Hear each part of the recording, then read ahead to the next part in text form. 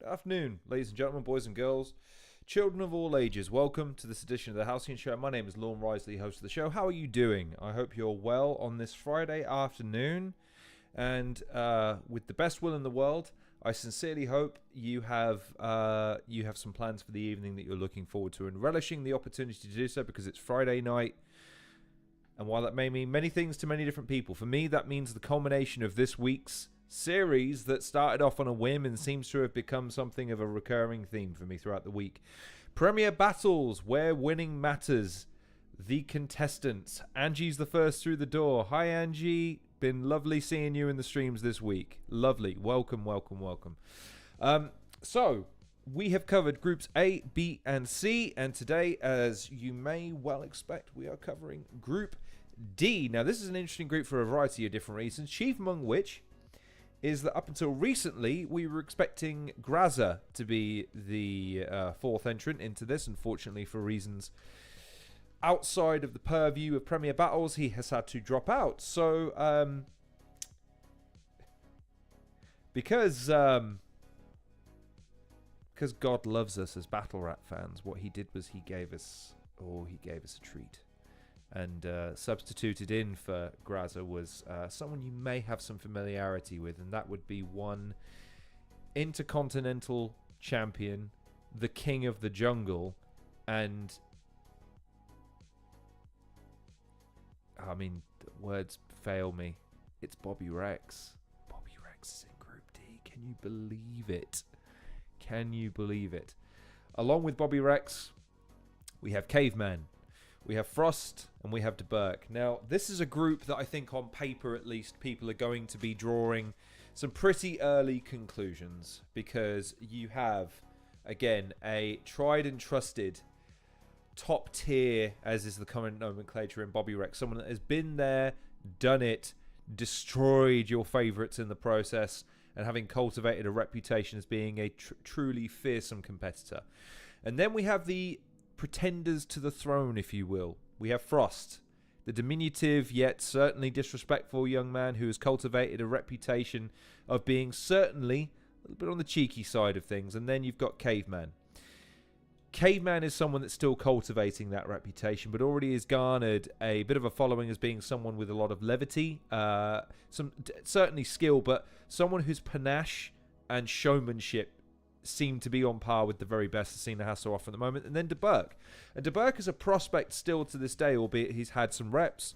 Very popular outside of battle rap, and of course there's a bit of crossover appeal there for people that follow Deburke and obviously follow Premier Battles, but I haven't seen a tremendous amount of him to date. But the fact that you've got all four of these incredibly different profiles of battler in one group and only two can qualify makes it interesting, because as with everything, it's not a foregone conclusion, as much as we might be tempted to think so. And of course, I'm sure one or more of those competitors might have something to say about that if given the opportunity. Now, so you are aware, I have reached out, or sought to reach out, to every one of the competitors. I have not been successful in making any direct contact with Deburke for a variety of different reasons. Obviously, I just don't have a direct line of communication with him. Caveman is busy. I know he is busy, so he is not going to be making an appearance on the show today. Bobby said if he has time, he might hop on, in which case, ace, ace, ace. I'm not counting on doing that, though, because, again, I understand his time is very limited. It's also Friday night, and he has better things to do than to waffle on to my stupid face. Frost, for what it's worth, I did message. I did say, look, you can hop on if you want. I don't anticipate that he will do so, and that's perfectly reasonable and perfectly understandable. So the reason I'm hopping on a bit early today, even earlier than I would normally do, is because I don't anticipate that there'll be any interviews today. So I hope that that's okay with everybody. I'm sorry to disappoint you if you were looking forward to something along those lines. But I'm not anticipating any interviews, and therefore we're going to be watching battles. And battles from four guys that I think we've seen a lot of already, or at least a reasonable amount of. So what we're going to do is we're going to sample the battles and yeah, just kind of enjoy them, I think, rather than go into the weeds too much. Obviously, I'm going to be giving my observations. I hope you do too. Please be sure to leave me your thoughts as we go throughout the battles as to what you notice, what you think, what you like, what you don't like, what you think is going to make interesting dynamics and rivalries throughout the tournament. I'm interested to hear what you guys think about that. But for the time being, at least, we and I have also sought out the opinion of the battlers in advance as well to get, you know, what battles they want me to showcase of them. We'll go through each individual battle as we go, but for now, at least, what we have is probably, I would argue, the least likely to be at the forefront in people's minds as the winner of the group. However, an interesting prospect nonetheless in Deburke. Now, a bit of background about the battle that we're going to be watching. This is Deburke versus Dub T. And what's interesting about this is because I remember hearing Dub T's rounds prior to the Deburke battle. I was very confident in young Dub T's ability to be able to get the W here. Now, I think I saw this battle a really long time ago now, right around the time it came out, because, of course, I was eager to see how my boy did. I'm pretty sure that Deburke gave Dub T a run for his money, to say the least, but I guess we'll have to wait and see. So anyways, let's flick over to the main screen now, and let's kick off with Deburke versus Dub T.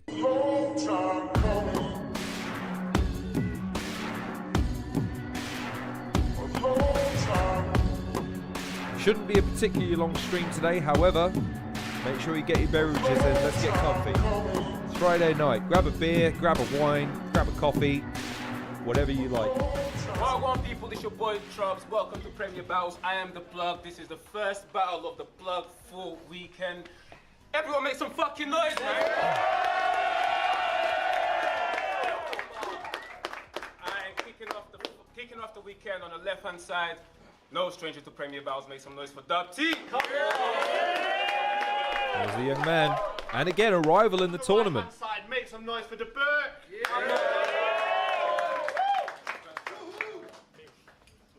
Alright, Deburke's going first. Let's go.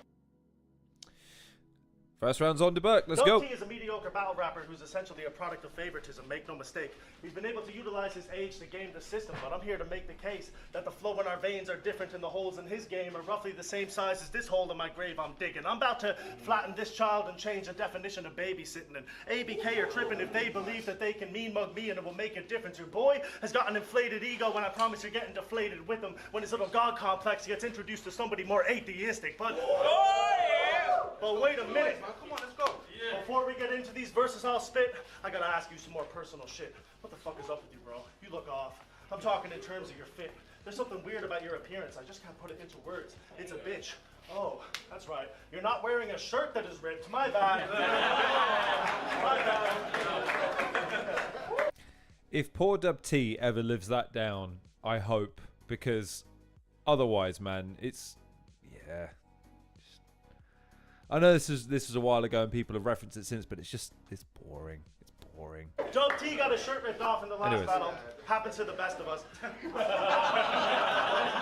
I actually think you handled that shit like quite the gent. He was in the wrong, hopped online and apologized, said he was a little bit vexed. I don't even want to show you a little disrespect. I'm just a little bit perplexed. Somebody told me that RX was ripping you to shreds, and I just had a different image in my head. I mean, I thought your reaction to it was kind of pointless and absurd. Remember? Somebody pointed at his shirt and he was like, So Angie makes a very good point early on. Again, it's the there's a anecdote from Triple H via the gentleman that played Oliver Queen / Arrow when he did his stint in WWE, which he was, when you get in the ring, slow things down, and when you think you can't go any slower, slow it down again.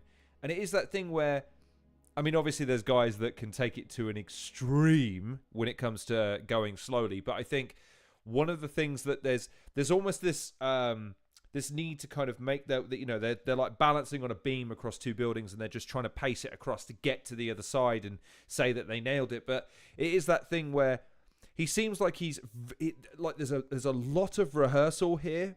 This has been practiced quite incessantly, and that's why it's very precise, which is a great thing. Don't get me wrong. I love the fact that he's taking it seriously. He's a lot of dedication in this performance. However, know that in this group in particular, this is interesting. This might be something worth noting early on about Deburke. Not necessarily as a skill thing, but as a demeanor thing. You've got Caveman, who is as relaxed guest, just unflappable. He's like the fucking Fonz, man. He's just so easygoing. Then you got Frost. And Frost is disrespectful, and he has a knack for really getting in as an opponent, like really getting under his opponent's skin. And then, of course, you've got Bobby Rex. And Bobby Rex is not above getting in your face and letting you know in no uncertain terms how insignificant you are in the scope of his vision of the world. So this kind of performance, hopefully he's developed on from since. He's honed it, made it more his own, made it more of a performance rather than just a recital. But that's the first thing that comes to mind is he's very deliberate, pacey but precise, Angie, I would say. There's nothing rushed in the delivery that I think is to its detriment necessarily. I'm just pointing out initially at least that, something that puts him off his game might threaten that delivery. And that may be worth something looking into. But let's see. He's in the middle of his round. Let's see what he's got. I'm wearing it. That's got to be the poorest choice of words. You were wearing it. You were wearing it. Did not look like that to us. I mean, I know bro was talking his shit, but it's kind of difficult to wear something that no longer exists. I mean, the shirt ripped off from here to here. He was looking like a serious clown, but fuck the jokes. I'm not even here to be dissing appearances now because you are formulaic, more than basic. I want you to be hearing me out. Having that cloth hanging from your chest was not the only time you were wearing your material down, and now they try to claim you're some kind of dope MC. Well, I don't agree. This little sacrificial lamb doesn't look like a goat to me. I can't take this battle seriously. If that's your biggest moment, T, it's crazy that Dub scandal happened, and now this battle looks like a joke to me, bro. Come on! Let's go! Can't wait for your cheap little pre-battle too. Like, if you were in that situation, you'd be scared, you pussy. If I was in that situation, I'd wear a hoodie. But listen.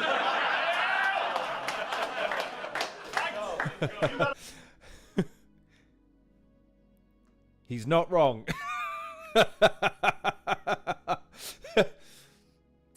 He's not wrong. A lot of violent tendencies inside your rhymes, but I'm not threatened. Look at the size discrepancy. This guy's a weapon, a tiny cretin. You're getting dropped the second the dub steps in my direction, bro. You were supposed to be the guy ascending, but must have forgot your pilot lessons and nosedived in the space of 90 seconds like the flights ascending down on 9/11. And now, come on! Oh shit, sorry. I forgot this guy was 7. 9/11.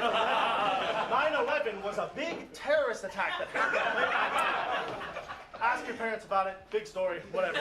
Yo, they're trying to talk to me about this battle as if it's something I couldn't deserve. I got 3 judge victories to his 0. I've literally done double the work. He doesn't even show up to short circuit anymore. I found out the reason, and it's just absurd. It's because you're doing your A-levels. Your A-levels? What a nerd! You claim you're punching thugs and taking drugs in almost every statement. Turns out he's doing something twice as worse as both of those things. Education. I mean, listen. Trubs, I'm ashamed. I thought you told me that this guy was great. You're telling me that he's at college trying to get higher grades when he could be at the pub trying to impress guys who are twice his age? So I'm ashamed. You claim you're leathering guys and getting into fights in every rhyme you spit. You're a perpetual lying bitch forever trying to convince us of this incredible life you lived. You're a schoolboy. Don't tell us about these impeccable crimes you did. The only case that he has fucking pencils inside of it. You said, First crazy of the battle. Stashed in my guitar case. Yo, that shit perplexed me, honestly. Where the fuck you getting a Glock 9 in the west of Coventry? Yo, the other element of that I thought was straight up bizarre. Somebody from your inbred town could play the guitar? I mean, no, I don't think so. With those wet fingers? Yo, you rap about massacres too, fam? You are too bad. After this, I'll have you depressed. You'll be feeling too sad. That Coventry College will look like something you might want to shoot at. Meaning, I'll make you maneuver the gun from your guitar case into your school bag, bro. Jokes, flows, theatrics, antics, I put it all when I go to work. They try to compare me to him. I swear to God, I go so berserk. You are a one-note, 4-bar, yelling nothing burger bitch who doesn't seem to know his worth. So go ahead and spit that bullshit and get the props you don't deserve. One. Come on. Okay. So, Ryan's here, by the way, ladies and gentlemen. You can't call yourself a battle rap media, battle rap YouTube channel unless Ryan makes an appearance. So, Ryan, UK Battle Raps. I know he doesn't like the term #1 fan. So, most gracious fan. There you go. I'll give him that. You got to accept one accolade, Ryan. So, Deburke has a great blend of rapping and clowning. Reminds me of Anderson Burroughs. Happy he's back. So, yes. What I would say is, again, there's just a lack of... With Deburke, anyway, there's I don't see the conviction in him that I see from Dub T's performances. That's why I thought Dub T, combined with his material, would do a job on Deburke. But it's hard to see past a lot of what he did there. In fact, considering how intricately, and to Angie's point, how quickly he was performing there, didn't stumble. Didn't even have a whiff of it. Not like one of those awkward pause moments.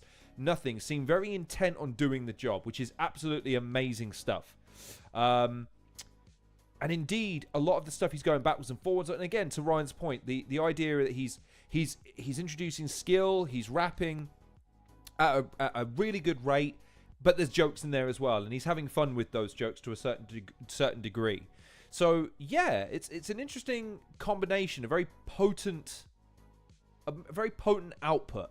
Red Wolf's in the house as well. Hi, Red Wolf. Looking forward to hopefully we're still on for a conversation tomorrow. Deburke's performance in this was one of my favourites besides his one against me. He's a strong contender in this tournament. I'm inclined to agree with you, Red Wolf. This is, we were talking earlier before the battle about the fact that this group, the 4 competitors in it, are very, very different characters with very, very different CVs. I think the narrative here is who can contend with which style the best. And that's what I was saying earlier about Deburke's delivery here, where I think it's very, very strong in how well it's been rehearsed, but how does he contend with a bit of pressure? How does he contend with that little anxiety that gets injected when maybe someone hasn't, or it isn't, whatever it is that just puts you off your game a little bit? Are you able to recover? Are you able to harness that uncertainty and use it to your advantage? Time will tell. But anyways, that was Deburke's first. Let's see what young Dub T has to offer. I came to kill him and any supporters of this month, because he's going to say I'm just a kid. Well, I came to draw pictures in your blood. Trub said he needed something new, but fire. Bro, I'm one of the above. He needed something electric, so of course he brought short circuit to the plug. Too real. There's not a way to write for that. Pulling limbs off. Boy, it's time to tap. You represent a lower standard, a bracket that I'm sliding past. So fuck peace, because it feels like a Good Friday to kill an Irishman. And this is the other thing about the judge battle element of this. I'm already getting a very strong impression that the room's with Deburke. And that was before a word was spoken. So bear that in mind as you watch the battle and the reactions of the room, because that's the other reason why I'm looking forward to this tournament. The crowd is not going to save you. It is us on the screens at home that you are performing for, and the judges behind the scenes. You've got to bring your A game so it stands up to scrutiny after the fact, not just in front of your opponent, gentlemen. Make sure you bear that in mind. It's Big Dobby. By the way, that also goes for young Dub T, because young Dub T's biggest problem I've seen so far, and I love you, Dub T, when he feels himself just that little bit too much. He's a little bit like, oh, God, I'm good. Nothing wrong with confidence, but again, wait until the job is done, young man, and then floss as much as you like. Anyways, as you were. Plus a nerd, all these rounds it hurts to listen. Every nerve is twitching, researching killers and comparing yourself to them. But that's concerning, sickening. I should get paid a purse to kill him. You called yourself Ted Bundy, as if Ted Bundy didn't rape and murder women. The first time I heard it, I hadn't reached the verdict. I was just convinced he was one of the whack guys. Like, does he really think that that's nice? The second listen, now I'm temper driven. Like, now I've got to leave him chastised. Because who the fuck looks at Ted Bundy like, I want to be like that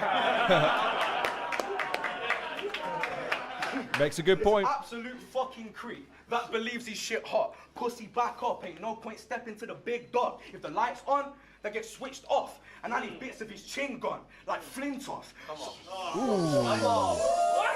Let's go. So why would I care about what you say? Because the people that pay for tickets are the people that say I'm winning, so I stay killing. My bloopers are more entertaining than your finished article. So even a mistake will kill him. I swear to God I'm playing with him. This a Van Gogh to a basic image. I turn this shit abstract. His face is dripping. And this all you brought for me, Trubs? I wanted a bigger play, bro. I live with pressure. And to Briggsy, in the post awaits a very strongly written letter. With a lot of demands. I'm sure it does, I'm talking private jets, Rolexes, ice cream bars, a title shot in December. Even if I got to go through a hand. Again, not the strongest wrestling crowd. By the way, I'm not being funny, but you can't have a go at him for comparing himself to Ted Bundy and then compare yourself to CM Punk. Like, come on, Dub. Like, killing me here. But anyways, come on. I think I'm seeing what maybe their distinction is between this in terms of what might sink this battle. I'll confirm once Dub's through with his round, but I've noticed something. Maybe you've noticed it too. Cat match. I'll catch 3 bodies in one night like Brittany Renner. Come on.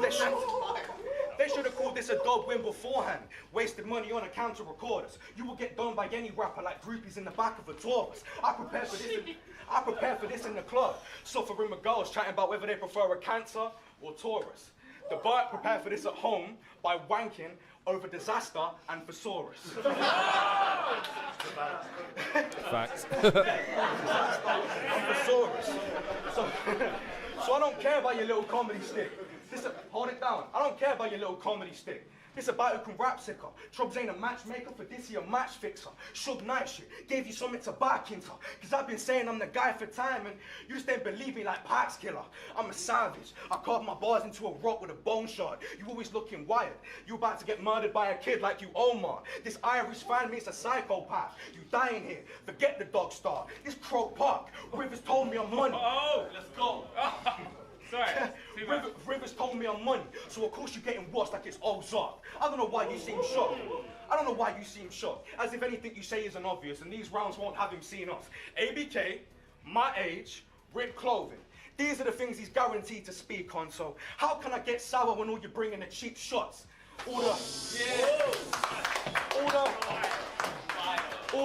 All the jokes that you have, the master fact that you're whack is exactly what you're surviving from. All these battle rappers that claim to rap but never actually could write a song. It's kind of long. You'll never see me jacking, I stay attacking. You'll always see me fighting on newcomer of the year, the cash cow. I couldn't even try to stop, so I ain't even really a cash cow. I'm a bull in a China shop. Okay, so Young Dub T is fighting against 2 different issues in this battle already, and I don't know if you've noticed them. Number 1, he's being too clever.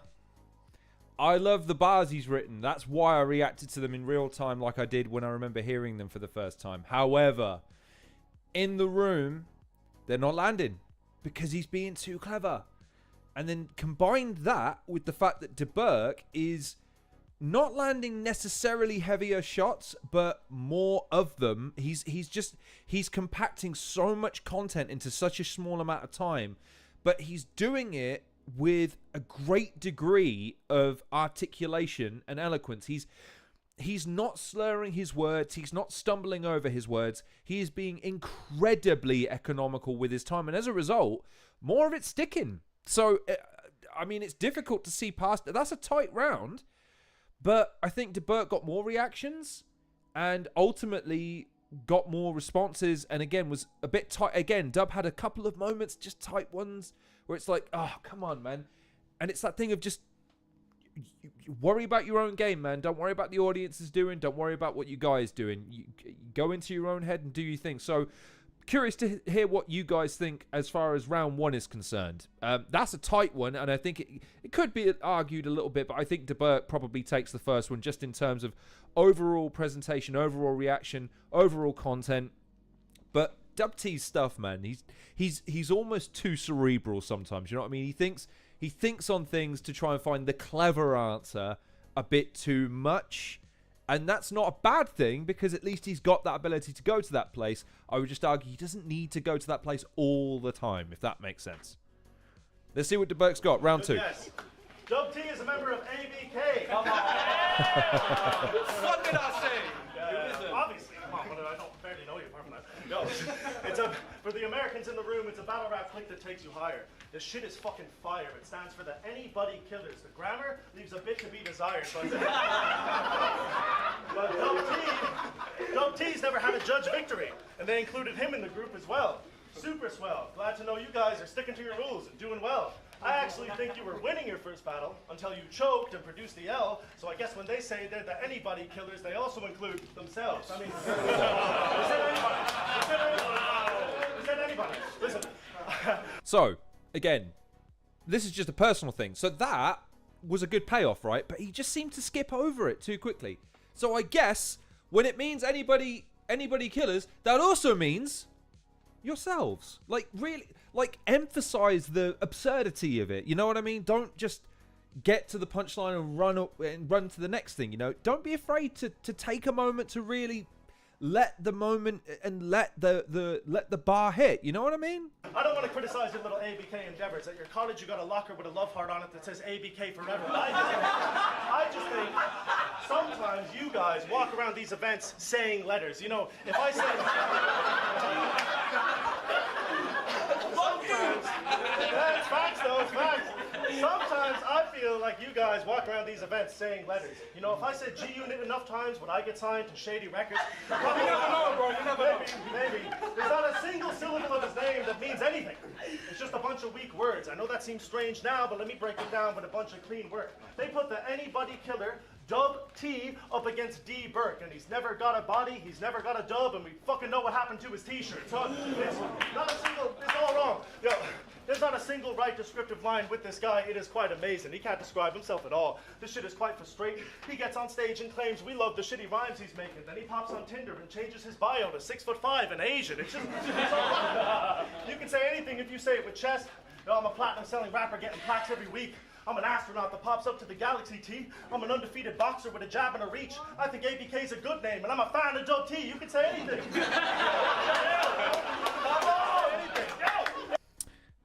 Again, rattling through at pace. There's not a lot of...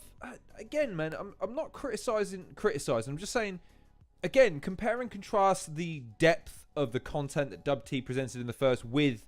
It's very superficial and surface level from Deburke, which, again, is a two-way thing. Because, yes, in the room, for someone like myself who is looking for, you know, more originality, more depth, more everything, right? Maybe isn't landing as much as someone who's just, again, more... Again, that's why this tournament is beautiful. It's not to say you have to be a student and all this other stuff. Deburke might be a perfect fit for that because he might be satiating that audience's need a little bit better than Dub T is. Also, Hadashrooms is here. Hi, Hadashrooms. Hadashrooms released an album last night and it's available today. You should maybe go and check it out. I expect my check in the mail, Hadashrooms. I believe it. I believe it. Enough of the bullshit. Listen, you utilize your age as a whole crutch, thinking we should claim you're amazing because you show up. We give you appreciation because you're a teen, so we show love. But it's time you started thinking about what you want to be when you grow up. Because if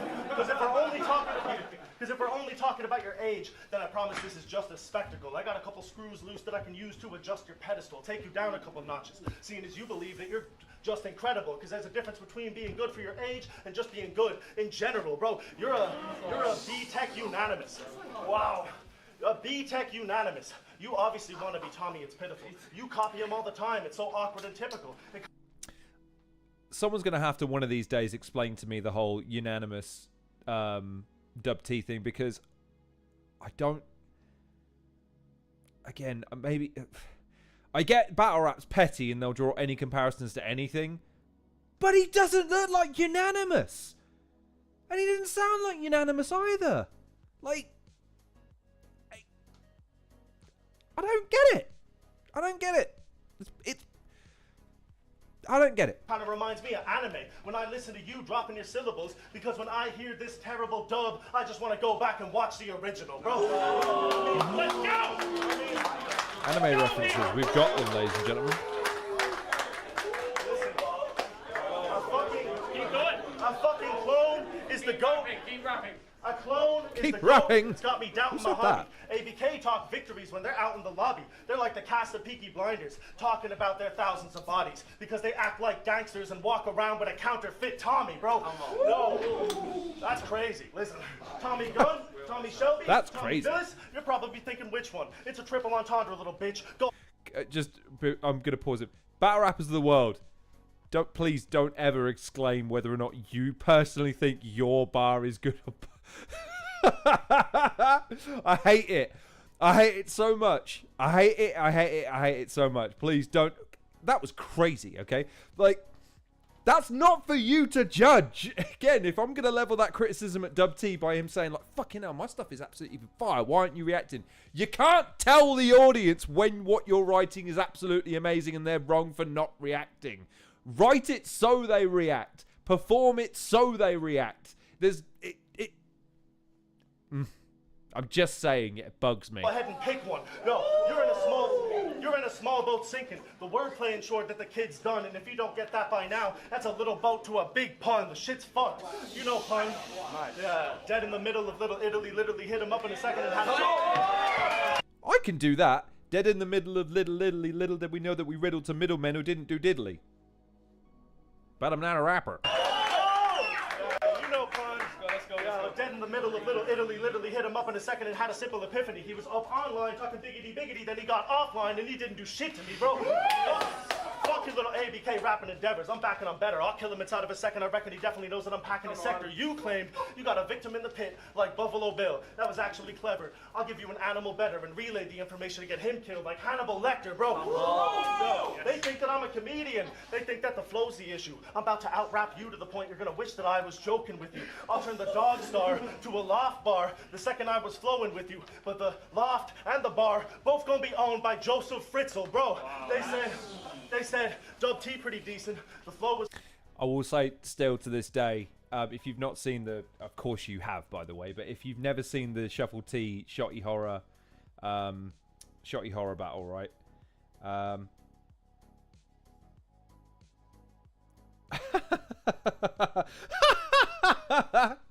getting DMs now asking to change the show running order. I won't say who it was. Whoever it was, if you're watching or you catch this, I'm sorry. I have my own reasons for scheduling the ones in order I'm scheduling. So you're just going to have to bear with me or just check it out another time because I want to make sure we cover what we need to cover. Anyways, what was I saying? Yeah, the Shotty Horror Shuffle T. Mothers Lock Up Your Daughters, Joseph Fritzl was one of those bars that caught everyone out. And then that was the same battle where he referenced Ian Huntley, called him a cheeky monkey, and it's like, ah. So what I'm saying is that as much as I appreciate the references Deburke is dropping right now, when it comes to heinous crimes and the people that perpetrate them, Shuffle T is the only one I've ever seen make it look actually funny. So he is to be studied. Battle rappers of the world, if you want to know how to do modern comedic writing, but rapping, you need to study Shuffle T intently. Pretty hard. The raps were pretty good. The vocals take them far. They said Deburke kind of funny. I was going so bizarre, so every time they wrote me off, I wrote another bar. 100 punchlines in my notepad. Literally a day later, I condensed them down and melted them into 10 different haymakers. I don't get money for this. This shit isn't even paid labor. If Trubs wants somebody dead, he shoots me a DM and a day saver, bro. Calling me out in any capacity was a grave mistake. But the best decision you ever made was joining ABK. Now you got a group of guys who can help you create your wake. Scoop can read a poem, Crow can make your flyer, and Unanimous can bake your cake. Okay, there you go. He was running on fumes towards the end there, wasn't he? He was really running through it. Like, again, to Angie's point from earlier, just very, very quick. Had a few moments there where he almost ran out of steam there, but again, like I say, I think the difference of this battle already has been set, and it's the thing I keep saying, and Deburke is the one that grasped the opportunity first, which is you set the terms of the battle, and the battle terms are keep it, repeat this shit. You know what I mean? Like, ba ba ba ba ba ba ba ba ba. We want to see fast pace. We want to rattle. We want to keep it reasonably light. We don't want to see too in-depth stuff. You know what I mean? And he's got Dub T's number right now. We've got to see how Dub T responds, but at the moment, let's see how he goes. You spoke about Unanimous. Yes. I swear this Donny confused me. Because I can have Unan next, and we can see how a Tommy deals with an Uzi. Listen, Deburke's a YouTuber who talks about the disturbing and alternative side of art and music. He does. Now, I don't know about any of you, but to me, bro, that sounds proper shit. Like Don should quit. As if I want to hear about what some rapper did one night when he was off his tits, making those top 10 videos. The top 10 this and the top 10 that. Everything's top 10. It's complex. You're gonna make out in my last battle I got pressed, but top 10 doesn't reflect any of your own content, because half of it's nonsense. Brother, you're not fresh talking about top 10. Only in a list of worst battlers ever would you ever be top 10. The top 10 times time travelers were caught on camera. What do you know about time travel?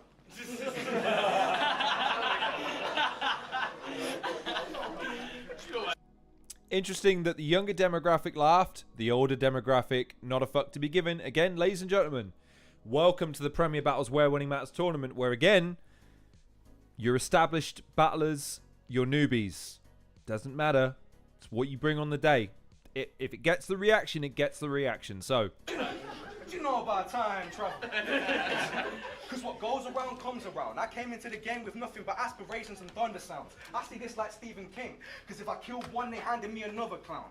MF Doom, fossils, caskets, a time capsule. I'm leaving you underground, one of Joker's henchmen. Just another clown. On my birth, it was panic stations and thunder sounds. So what you know about time travel? Because what goes around comes around. God damn. God damn. That was one for the watch back. I'ma have more names on my resume than you have in your contacts. A man getting buzzed for nothing. Go! That was one for the watch back. I'ma have more names on my resume than you have in your contacts. A man getting buzzed for nothing. Electric chair, Tom Hanks, Ali shit. Don't ever see it when the shot lands. Bro, I'll rip your head off on the off chance that it's God's plan. You about to see your career do a nosedive. Brother salty that I'm the prodigal son and he barely getting co-signed. They say hard work beats talent when talent doesn't work hard, but you can't even beat me if I don't try. You little tin can. Say something. Fuck you and your 600,000 fans. That's nothing on ABK numbers. That's nothing on ABK numbers. Fuck it. Time. okay. All right. Yeah, it's hard to make the case at the moment, just because again, it's not like it's bad stuff and it's not like it's a bad performance, but it's one of those battles where so far it's just not enough. It's just not enough. Deburke has too much momentum, too much content there. He's putting too much pressure on Dub. Dub is having these little moments. This is a battle of accumulation at the moment, and at the moment, Deburke is the one that's accumulating more. And there's Ryan in the background. Way. We good? Yeah. Yes, we are. I'm Spit only your two shit. battles in, but I think that I could win. That's a tweet that he made to somebody. Now, I won't tell you who it is, but I'll give you... You people know already. You people know. I won't tell you who it is, but I'll give you a little hint. It wasn't Tommy. It wasn't Koj. It wasn't Bizzo. It wasn't Bobby. No, you went straight for the big man. Thought that you could beat Shoddy. I was thinking, ooh, don't... Yeah.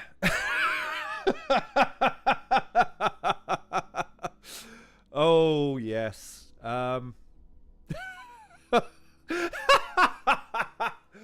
Oh. Yeah, had streams. I agree.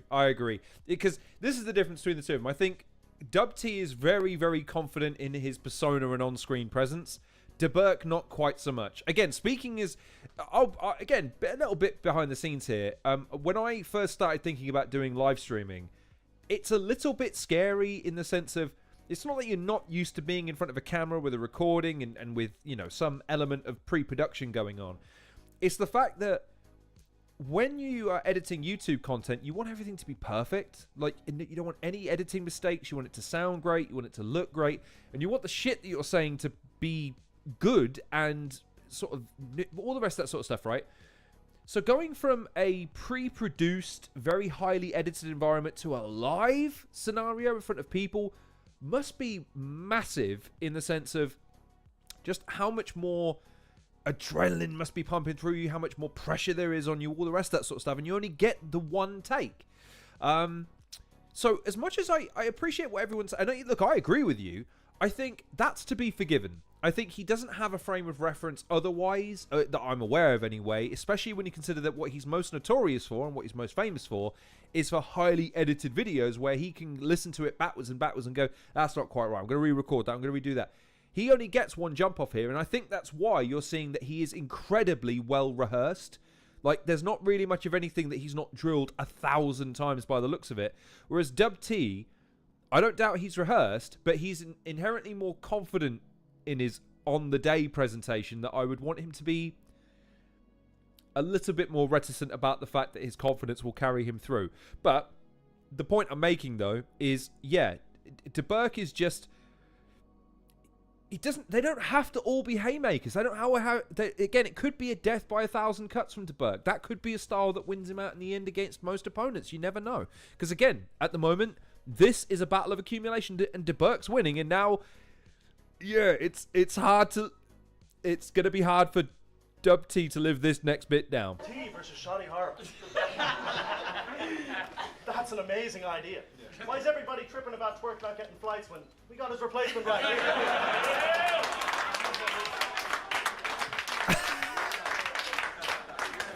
But they say it's just confidence. And the confidence is beautiful. I think there's a big difference between being confident and delusional. But at least confidence and delusion are real, and in those aspects you would be trying. But there's this other thing beyond confidence and delusion, and that's called lying. See, I know your little game. You call out the top tiers when you don't have enough accomplishments, thinking it will gain your respect, when in reality it's done the opposite. It's all bullshit. You just want to... I should probably mention something as relates to where I'm filming. I don't know how long we're going to be going this evening, but I know it's been dark the last few nights when I finished. There's a significant police presence in my area this evening. Not my fault before anyone says a goddamn thing. So if there's sounds, lights, murmur, chattering, some sort of wheel screeching and gunshots, please forgive me. There is literally nothing I can do about it. I can't move house for the duration of this live stream. Although it did occur to me I should probably mention something, considering I woke up to... Yeah, it was a bit unnerving to have to fucking walk outside to work to this today. Anyways, and how to shrooms, more battles will get rid of. Yeah, well, this is the thing. This Angie pointed this out earlier, actually. This battle was a while ago now. This is plug for the pre-party or whatever they called it. Pre-night, pre-plug for. I can't remember what they called it. So this is a long time ago. And look, again, given how much he would have scrutinized his own performance, as I know all battlers do, there's no doubt in my mind that he's going to have watched this back a few times and gone, could have done that better, want to do this better. And little things, again, speaking as me, you know, there's very rarely a stream that goes by or a video that I do where I don't pick up just some element of it that I go, right, I never want that to happen again. I'm going to figure that out so I make sure the next time it happens, I'm prepared or it doesn't present. So I have confidence that he's learned and grown since then, which is why the tournament will be interesting with him in it. So, anyways. Farm a couple compliments and have Rivers pop in your DM telling you that he loves the confidence, but it's nonsense.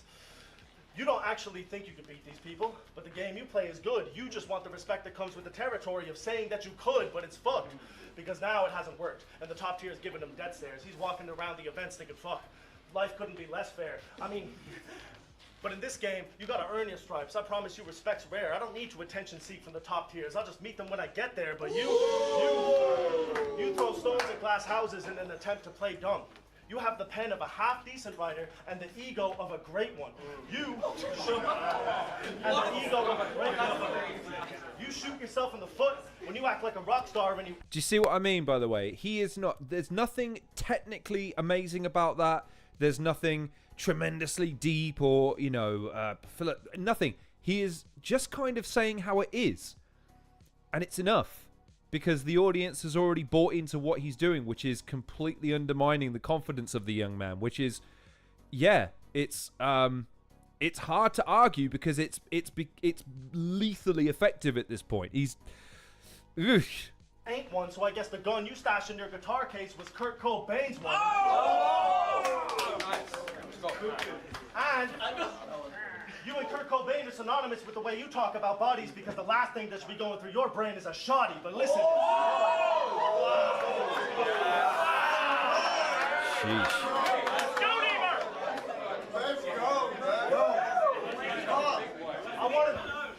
I wanted this to be for best newcomer. I thought that we could get serious, but if that's off the table, then fuck it. I'll settle with being the best, period. Because 2 victories in 21 days, I had to script up a couple of eulogies. When it comes to the short circuit crop, I promise you this. I fuck with them usually. Outside, we'll have a pint. It's all love and it's unity, but the second I step on stage, I turn into Chevy Chase, and I don't fuck with community. Because I apologize if you have to be subject to scrutiny, but fuck the guns and the Rugers he talks about. You're getting put in a losing streak. You are a child. Don't be talking about busting an Uzi, please. The only time that he's strapped in is when you buckle your booster seat.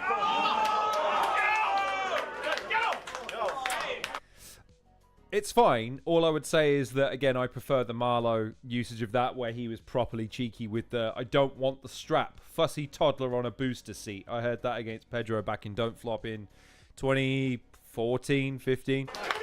It's fine. It's good. I'm just saying. Amazing. Thank you, bro. I've been watching this shit.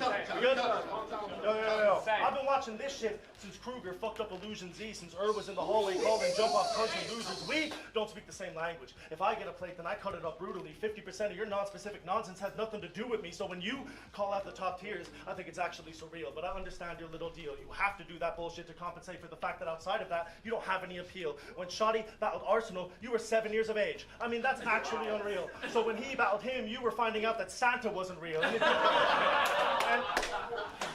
if you... I'll point out that, so this is how, in the palm of his hand, the crowd is. He rhymed unreal with real. And if you still want to walk around that outside of that, you don't have any appeal. When Shoddy battled Arsenal, you were 7 years of age. I mean, that's actually unreal. So when he battled him, you were finding out that Santa wasn't real. And I'd forgive it if there was some sort of multi before it, but that's my point, right? This is breaking this down now in the sense of Deburke has won the crowd over. He can get away with pretty much whatever he wants at this point because he's built up enough goodwill and enough standing with the crowd that he can now basically rattle off whatever he wants. And that's so crucial in about it's the whole point of it in the moment. You know what I mean? Again, whether or not that style holds sway in a pre-recorded environment, who knows? But for now, there's a reason why he's got this groundswell. It's because, again, he's accumulated it throughout the course of the battle. He hasn't swung for the fences and missed, as is sometimes the case with a lot of guys who want to come in, make a massive impact, say the craziest, loudest, most audacious thing. But if it misses and doesn't land, it can derail the momentum of a battle in an instant. And Deburke I would categorize, therefore, this is how I'm summarizing Deburke so far. Actually unreal, Santa wasn't real. So you're saying the actually unreal, Santa wasn't real. I see what you're saying, Ryan. I'm not sold on that. I should respect your opinion more because you are an infinitely bigger battle rap connoisseur than I am. Anyways, I was making a point. The fuck was I saying? What the fuck was I saying? God damn it. It probably wasn't important. And if you still want to walk around claiming you're truly amazing, then allow me to try my best to use the room to explain this. Because when he battled him, and they were going back to back with verses, you were in your room sad that you hadn't had your first kiss. And when he battled him, and they were trying to figure out better statements, you were only halfway through primary education. And when he battled him, and they were trying to drop a dope verse, you were getting yelled at because you hadn't done your homework. You get the fucking point. You get the fucking point. No. You have to wait your turn. You get the point. You have to wait your turn. You are rapping about respect and stripes that you haven't even earned. I could do that he battled him bullshit forever, but the only matter in concern is that when I battled you, your ego crashed and burned. While they think the actual difference between us is practical inches. I'm about to show a Grand Canyon in distance. It's literally catamalistic. I'm so happy you brought up that little Hannibal image because the second that our crop gets dropped on my plate, I become a little bit more cannibalistic. And now I'm back on a mission to expose those little tough boy raps that you're spitting. You have to do that bullshit to back up the gimmick, but in order to be a bad man, you actually have to be a man to begin with. And you...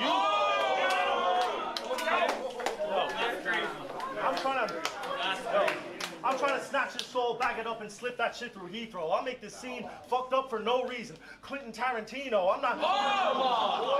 I'll make this scene fucked up for no reason. Quentin Tarantino. Make the scene fucked up for no reason, Quentin Tarantino. Again, what? That makes no sense. What the fuck are you talking about? Like, sorry, but like... Oh yes, Quentin Tarantino, the famously unthoughtful director that doesn't put any thought into his directorial scenage, thematic displays or anything like that. That's a ridiculous... That's... No. Sorry, not buying. Again, if I'm giving shit to people for usage of stuff when it's out of context and doesn't make sense for anime and Star Wars and all the rest of it, I'm a massive Tarantino fan, and if you knew anything about Tarantino from the baguette to fucking all the rest of it to now, heinous statement, ridiculous statement, but doesn't matter. The audience buys it. I'm not touching your clothes, bro, but little did he know. Quentin Tarantino, I'm not touching your clothes, bro, but little did he know I didn't come to rip up your shirt. I came to rip up your ego, bro. I think it's amazing that we did that in the first. We're both at the plug. But let me explain the differences between us before I wrap this up. Because who needed 6 different ABK members to back him up? Who needed London Gen Show on a Sunday to gas him up? Who's always been able to get a good clash from Trubs or has PB clipping you, giving you an actual push? I roll through solo dolo from a different country, never acting tough. I don't ask for much except for one question, can we have this judge? I want to be tested on my accolades and the raps I brung, and you're here because they're surprised at the fact you're young. It's kind of like when you rap out guns, even though all of us know you've never handled one. But I've shattered that facade, and the glass is done, and all we see is an insecure little boy who's actually... Is that Quicksilver? I can't remember what... Sadly, it's Quicksilver is someone that I just think looks very nondescript. I need him to stop looking at him like he's in love. I need him to... And they called it puppy love. Look at it. Look at it. And everything I do... Don't look at me for a second. Just look at that. And y'all were ripping into fucking Pagan and Hamill yesterday for the fucking bromance. Tell me there's no bromance in that picture right there. That's... Tell you what. I take it all back. That's beautiful, man. Look at it. That's beautiful right there. It's beautiful. Actually whack as fuck. Done! Done. Right. Okay. So. We watched Dub T's last round. However, what I will say is, again, this was a battle of attrition. And Deburke had Dub T's number from the first round after an accumulation of hits that by the third, again, I'm sorry, I get what Ryan's saying, and I get what Hadderstreams is saying. I disagree with you both, because I think... The other thing as well I'd say about Deburke is I think he could afford to lose a lot of this material and it wouldn't make a difference, which makes it a lot of filler. Some of it doesn't necessarily lead anywhere. Some of it takes its time, but he's saying it very quickly to give it the impression of complexity, which, again, is a tactic in of itself that could work. But I think, this is just me here, a skilled battler or someone with some experience that can watch a battle like this and go, what the fuck is he talking about? Or... what the fuck is all this bit about? You know what I mean? Like, he could be... that's the trouble with battle rap. It's as much about what you don't do as about as much what you do. And if you're giving your opponent a lot to work with, that's a lot for an opponent to work with. If you're not doing a lot, that gives an opponent still something to work with. You got to balance it out. You've got to make sure everything is economical, but potent. It's not enough just to stand there and say clever things. It's got to have a purpose. It's got to have a meaning. It's got to evoke something. It can't just be for the sake of it. Anyways, I'm pretty sure, considering that I have Deburke taking the first 2 rounds, there you go. Hadderstreams, I'm inclined to agree with you. Yes, I think it's going to force him to be a lot more deliberate with his wordplay. But we'll see. We'll see. Anyways, let's see what Dub's got for the final round. I don't care if we in Brixton. Pussy, this can go south. Yeah, come on. Put it down. My right hand, knock him cold out. The pen deadly. Trust me, it knows no bounds. The expectation's different because you're expected to turn up and I'm expected to show out. So you're not a guy that they picture rapping. I'm a guy that can deliver classics whilst really rapping and have you lagging in different stances. All I would say as well is he has, on balance, out-rapped Dub so far in terms of the delivery. So I'm not taking that away from him.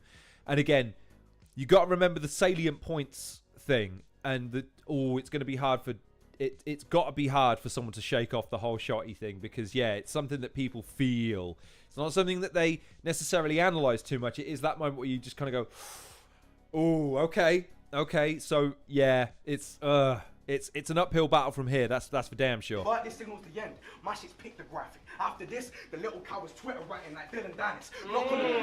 Let's go. The little cow was Twitter writing like Dylan Dennis. Knock on the door. Big strap. Surprise, surprise. On my Silla Black shit. If it's newcomers, I'm the flagship. Every statement I fucking backed it. I wanted the war. You needed one to match this. Irish guy named Deburke. Irish guy named Deburke. Who the fuck is that guy? When Trump said it was you, I was dead. Irish guy named Deburke. Who would have thought he was that guy? When Trump said it was you, I was devastated. Because I had to delve into Irish derivations to demonstrate that Deburke today will definitely get cremated by a destroyer of worlds who's on the rise, set to organize your decline in separate stages, deepening your grave for the devil's payments. I'm a sucker for details, so I'll derail your hype train just to say that you never made it. Bro, I'll preserve your detached head just to keep it as decoration. You didn't deserve this. But I'll certainly serve it. Declare war so death to you and anyone that you came with. I don't care if you think I'm delusional. To me, these are the basics. I'm never next to you. You're destitute with me. All they're seeing is greatness. I was depressed prepping for this. I've been away from home, but I'm dedicated, so I can't stop until I'm seeing those payments. I've been designing a path, so it's cute when I see you trying to rap, when I'm at a stage where there's no finish line and I ain't seeing no changes. So you ain't really my up. It's my mind that man's warring. These demons that stay in the back stalking. These images of dub that will play as this man's walking. And seeing as I ran through all those D words, I guess only Burke in stock, and it seems like the perfect platform to bring a strap for him. Hello! Oh, sorry, didn't mean the double click. See what I mean? After all those D words, only Burke in stock. See now, he's being too clever for his own good. He's being too clever for his own good. It didn't get the reaction, which means it falls flat, which means it has a ripple effect. You know what I mean? Like, I think if I can illustrate another difference between the two, Deburke is, and this is again interesting within the scope of the tournament, because Deburke, as a YouTuber and a very successful YouTuber at that, mind you, is acutely aware of all times what works and what doesn't when it comes to the audience. He's not necessarily examining things from the perspective of an artist, and I'm not trying to make this a dig, I'm just saying that I've wrestled with this as a YouTuber. Oh, that's what everyone does because the analytics pick it up. That's what everyone does because that's what's popular. And you go, right, but as an artist, it's fucking stupid. It doesn't make fucking sense. Why am I going to make what everyone else is making? Why am I going to put my stupid face on a fucking thumbnail because that's what the fucking algorithm picks up? It's dumb. However, you pay the price for that. As an artist, you have to balance your needs versus the needs of the audience. And I'm saying that Deburke is inherently more aware of what's going on in the audience's mind than I think Dub is. I think Dub is counting on the audience to keep up with him rather than him servicing his audience, whereas Deburke is only too happy to service the audience. And again, that reciprocal nature of his delivery is really paying dividends in this battle in particular. Last out and the first in. I'm sick of battle rap letting these nerds win. As if this pussy deserves this. You a bitch, so a bag's the only thing that I'm leaving Burke in. This Wild, crazy. This guy should leave. Get sliced with ease. This is called swag. The shit you lack. I could be everything you'd like to be. You looking kind of blue, brother. John Belushi. You dumb for trying lines with me. And when the thunder sounds, another clown getting left underground. You're still catching up with my time machine. But that's too creative. And creativity is something you clearly have, so it's mad you don't nurture it. Why don't you produce content with a purpose, bitch, instead of talking about every killer, from Gacy to Berkowitz, all the videos on the pain and suffering of others, the fucking nerve of him, to call himself a content creator. You didn't create anything, bro. You're a journalist.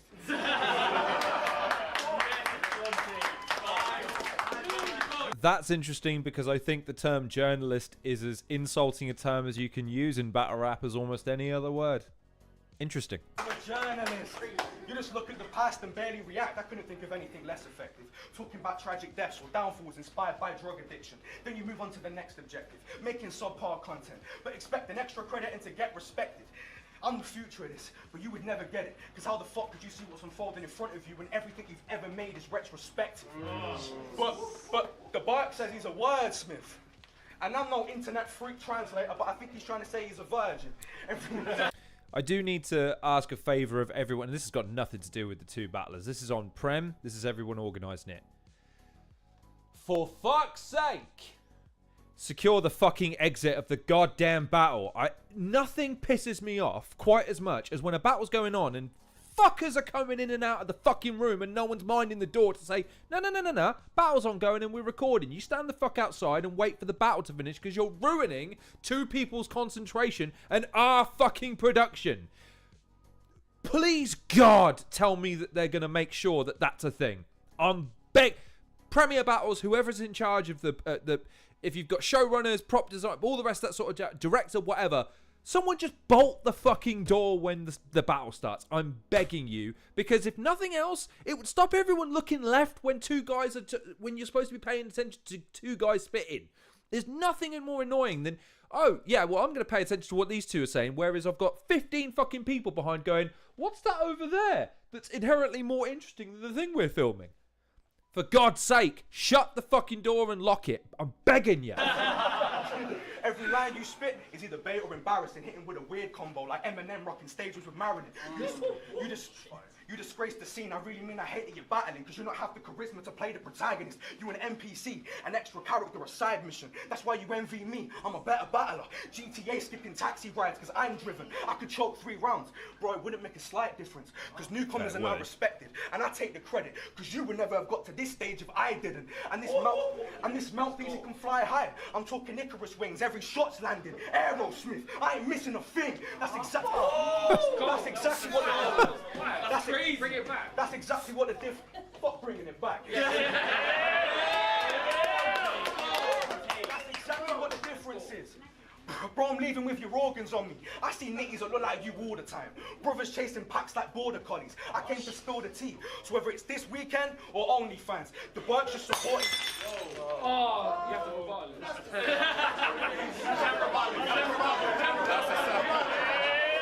See what I mean? I get it's a live event, I get it's battle rap, but man. Oh, Quill, you little legend. Do you know what? As much as anyone wants to say anything about Quill's showmanship and his dedication to making a moment is second to none, man. I'm so bummed out that I really hope we haven't, but I'm bummed at the prospect that we might have seen the end of Quill as far as his UK battle rap career is concerned. I know there's potential of him doing other things and other promotions and all the rest of it, but he is he loves battle rap entirely too much for him to be done, in my opinion. I need to see Quill keep going, you know what I mean? Something like that where it's just fun. Quill knows how to make battle rap fun, man. Anyway, sorry. Listen, so there's glass on the floor, but you can get battered as well. Just like that glass broke and Quill off his career. You're getting shattered as well.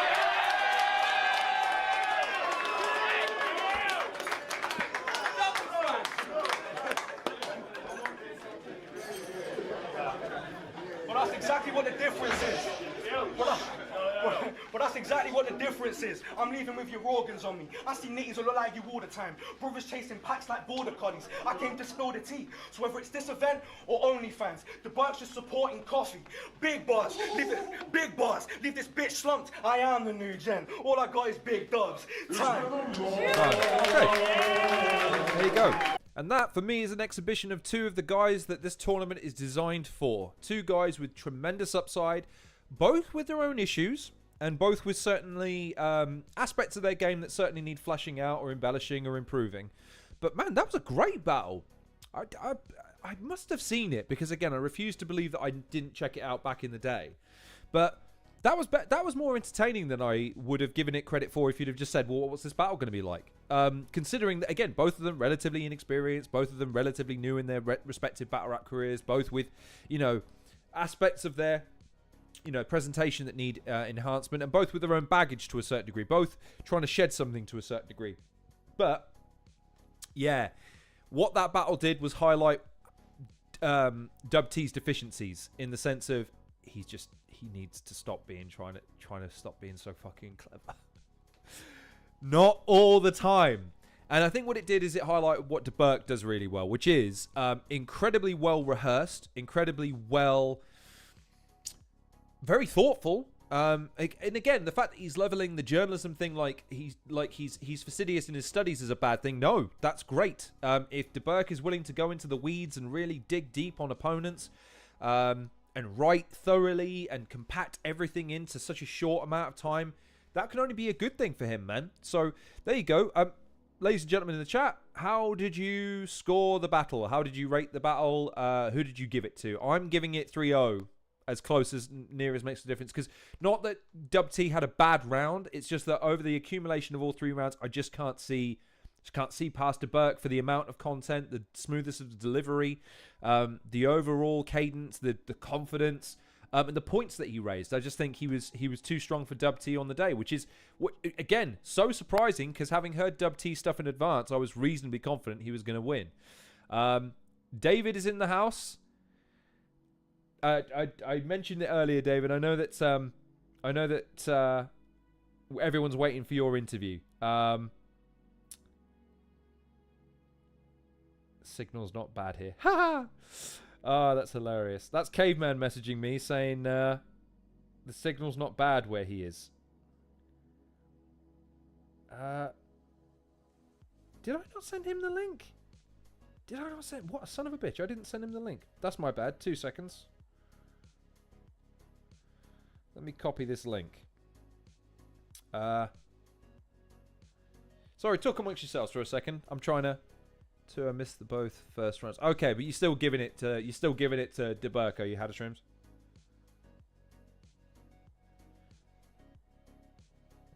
So times like this, I'm glad that I've got the music on in the background. All right. God, can I delete all this? I don't want to send him everything. Tell you what, fuck it, delete that bit. I need to make this easier for myself, man. Anyone want to serve as my PA? No? Didn't think so. Gonna do your battle next. Right. When did he ping me? He pinged me...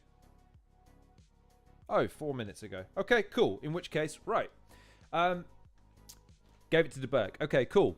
Thoughts on Deburke? Thoughts on Dub T? Thoughts on the tournament so far? The group? Yada, yada, yada. Please, there's 7 of you watching. I want to hear what you think. As much as... I don't mind if everyone just wants to sit and chill. I want to hear what you have to say about... Well, again, what I'm saying, I will point it out to you as well. No way, David. No way am I letting you be... Again, I'll be your PA long before you be mine. Everyone will agree. You inherently have...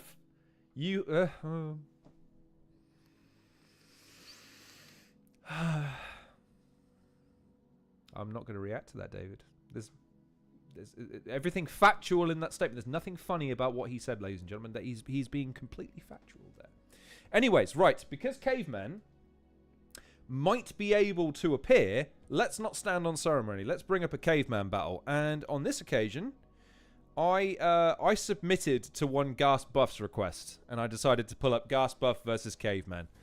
I do remember seeing this, actually. I was watching it on the way back. On one Sunday, if memory serves. Give you one piece of advice. Make some noise for Cave! Hang on. There you go. Right, okay, so. And by the way, before I rush on, I'm assuming we're all in agreement Deburke won that battle. If so, what were your thoughts, prevailing opinions? What are you looking forward to seeing from Deburke in the tournament? Again, normally we would have a 10-minute sort of sitting and waiting around period where maybe Deburke hops on. Again, I'm really sorry about that. I don't have a way of being able to get a hold of him to ask him to appear, so you'll have to forgive me on that one. However, Caveman said he might be willing to, so this is a great battle too. Good. I'm glad you agree, David. So this is Caveman versus Gas Buff. If I always go to our referee for the street in Manchester, in the building, make some noise!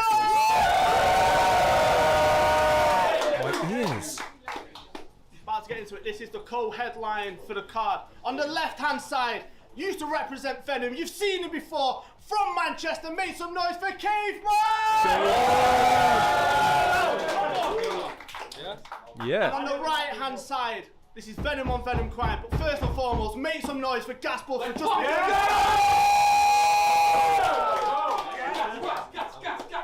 Three-round camera, 3-round battle. Round 1 on Cave, let's go. Let's go, Caveman. Yo, it's Gas Buff, Vice President of the Math Club. Gets his dinner money took off him so often he started bringing a packed lunch. Not 2 days later, he's even getting that took. Ambush, this is a bad look. Gas Buff. He had to deal with a lot of bullying in school. He tried to, it's sad, innit? Me too, actually. See what I mean? Right, immediately, you wouldn't see that from Deburke necessarily, and I think if Dub T did that, it would be a little bit overbearing. Whereas Caveman, if I sum Caveman up in one word, cool. He's just cool as ice, man. He tried to keep his head down, avoid it, yet somehow always ended up with his head down the toilet. Imagine him soaking, terrified, trying to spit the shitty water out. He's kicking both legs, squealing like a piglet in a slaughterhouse. What are we talking about? His dad was like, don't worry, son, I'm gonna step up, sort it out. Old fool comes back 25 minutes later with a 3rd-degree wedgie. Like, I'm sorry, son, I couldn't sort it out. Guess this is just a new normal now. I said, that's He is, David. He really He's a is. geek and a whole nerd. Do you know why this weakling is so hurt? He's in his mid-30s and dogs are still eating his homework. Just being petty, man. He's just being petty. Cool. See, I like a lot of people in the battling scene. Well, you make me feel like Avril Lavigne. Why we gotta go and make things so complicated? I just want to turn up and tell him that I hope the council forgets to collect your bins for months on end. I just want to turn up and tell him that I hope you win the Euro Millions for a grand total of 100 pence. I just want to call him a tramp.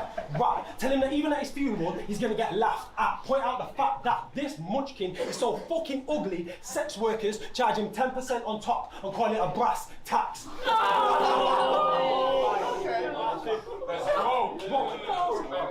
Hip hop started in the ghetto, and look at where we are today. I don't know if you're the fucking bat who started COVID or the I will admit to you, by the way, this is how bad my mind works these days.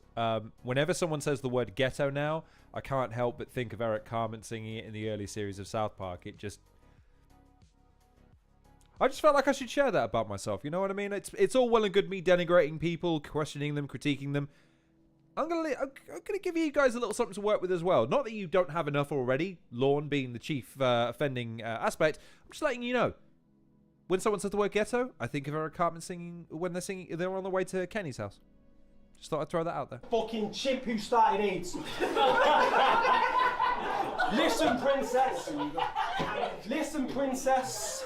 The best I can really offer you is a quick death. This ain't even really a punchline, it's a chin check. I rip heads, I leave bodies on both sides of the room like twin beds. Say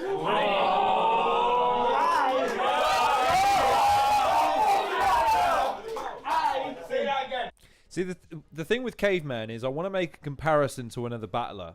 Because we're all so fucking fond of doing that, right? But I worry about the comparison being made because I think people poke holes in it and all the rest of it. But I don't think I've ever seen anyone... Oh, okay. Okay. That's That's Caveman saying he can't use Zoom from his phone. Have a good stream. Okay. Well, it's alright. We've skipped forward to Caveman for... we can still watch a Caveman battle. It's fine. Anyways, my point is... Already, I think you're seeing what I think I would describe Caveman as. McCoy's in the house. Hello, McCoy. Good to see you. Looking forward to doing your group in the coming weeks. And thank you for joining me all stream yesterday as well. It was kind of the McCoy show yesterday. I think you'll all agree. But Caveman, just a unique blend. So simultaneously unbothered yet purposeful. Relaxed in his delivery, but delivers enough. He's just very good at satiating the needs of the audience. He's a very, very well-balanced, yet impossibly cool character. Look, this ain't even really a punchline, it's a chin check. I rip heads and leave bodies on both sides of the room like twin beds. Listen, I embarrass rappers as I tear through the material on stage like an EMC. I put both hands on him like a PSP. I give him all kinds of hits like a DSP. I will snatch him in the night like the BFG and release him. See what I mean? Like again, that's an example, right? That line fell flat. A lot of rappers would have shown their insecurity in a moment, had to recompose themselves. He goes, Anyway, and just barrels right on. Owns the room, owns the stage, owns the energy.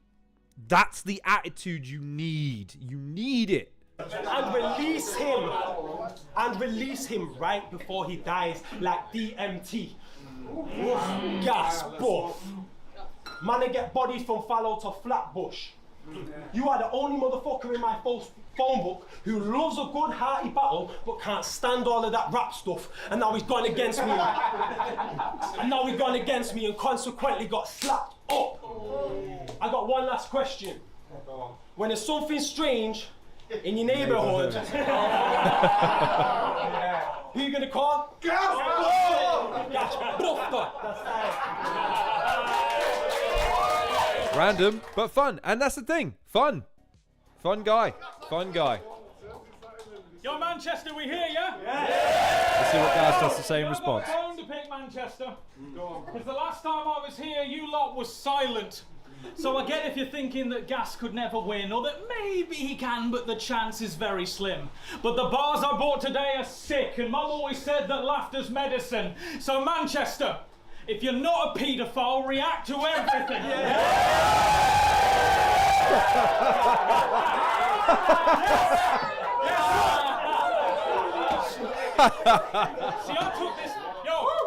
See, I took this offer as a slap in the face. Bobby gets it. Bobby gets it. Oh my days, does Bobby. Oh, I gotta see that again. Sorry, I know Gast was the one that said the line, but.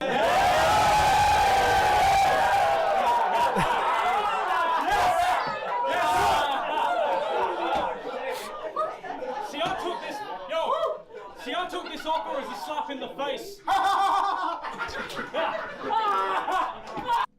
Bobby's the man. Oh, God. Three of my favourite performers in the same battle. Hilarious. David, a lot of people, when they move around the pit, it comes across as nervous energy. Cave just suits the movement and the energy, man. Yeah, it's a comment that stuck with me back when I was listening to a guy called Luke Thomas. I interviewed him on my channel because I respect his opinion on all matters MMA. And coaches, what he says, at least, I trust his opinion more because I've got no combat sports experience, none whatsoever.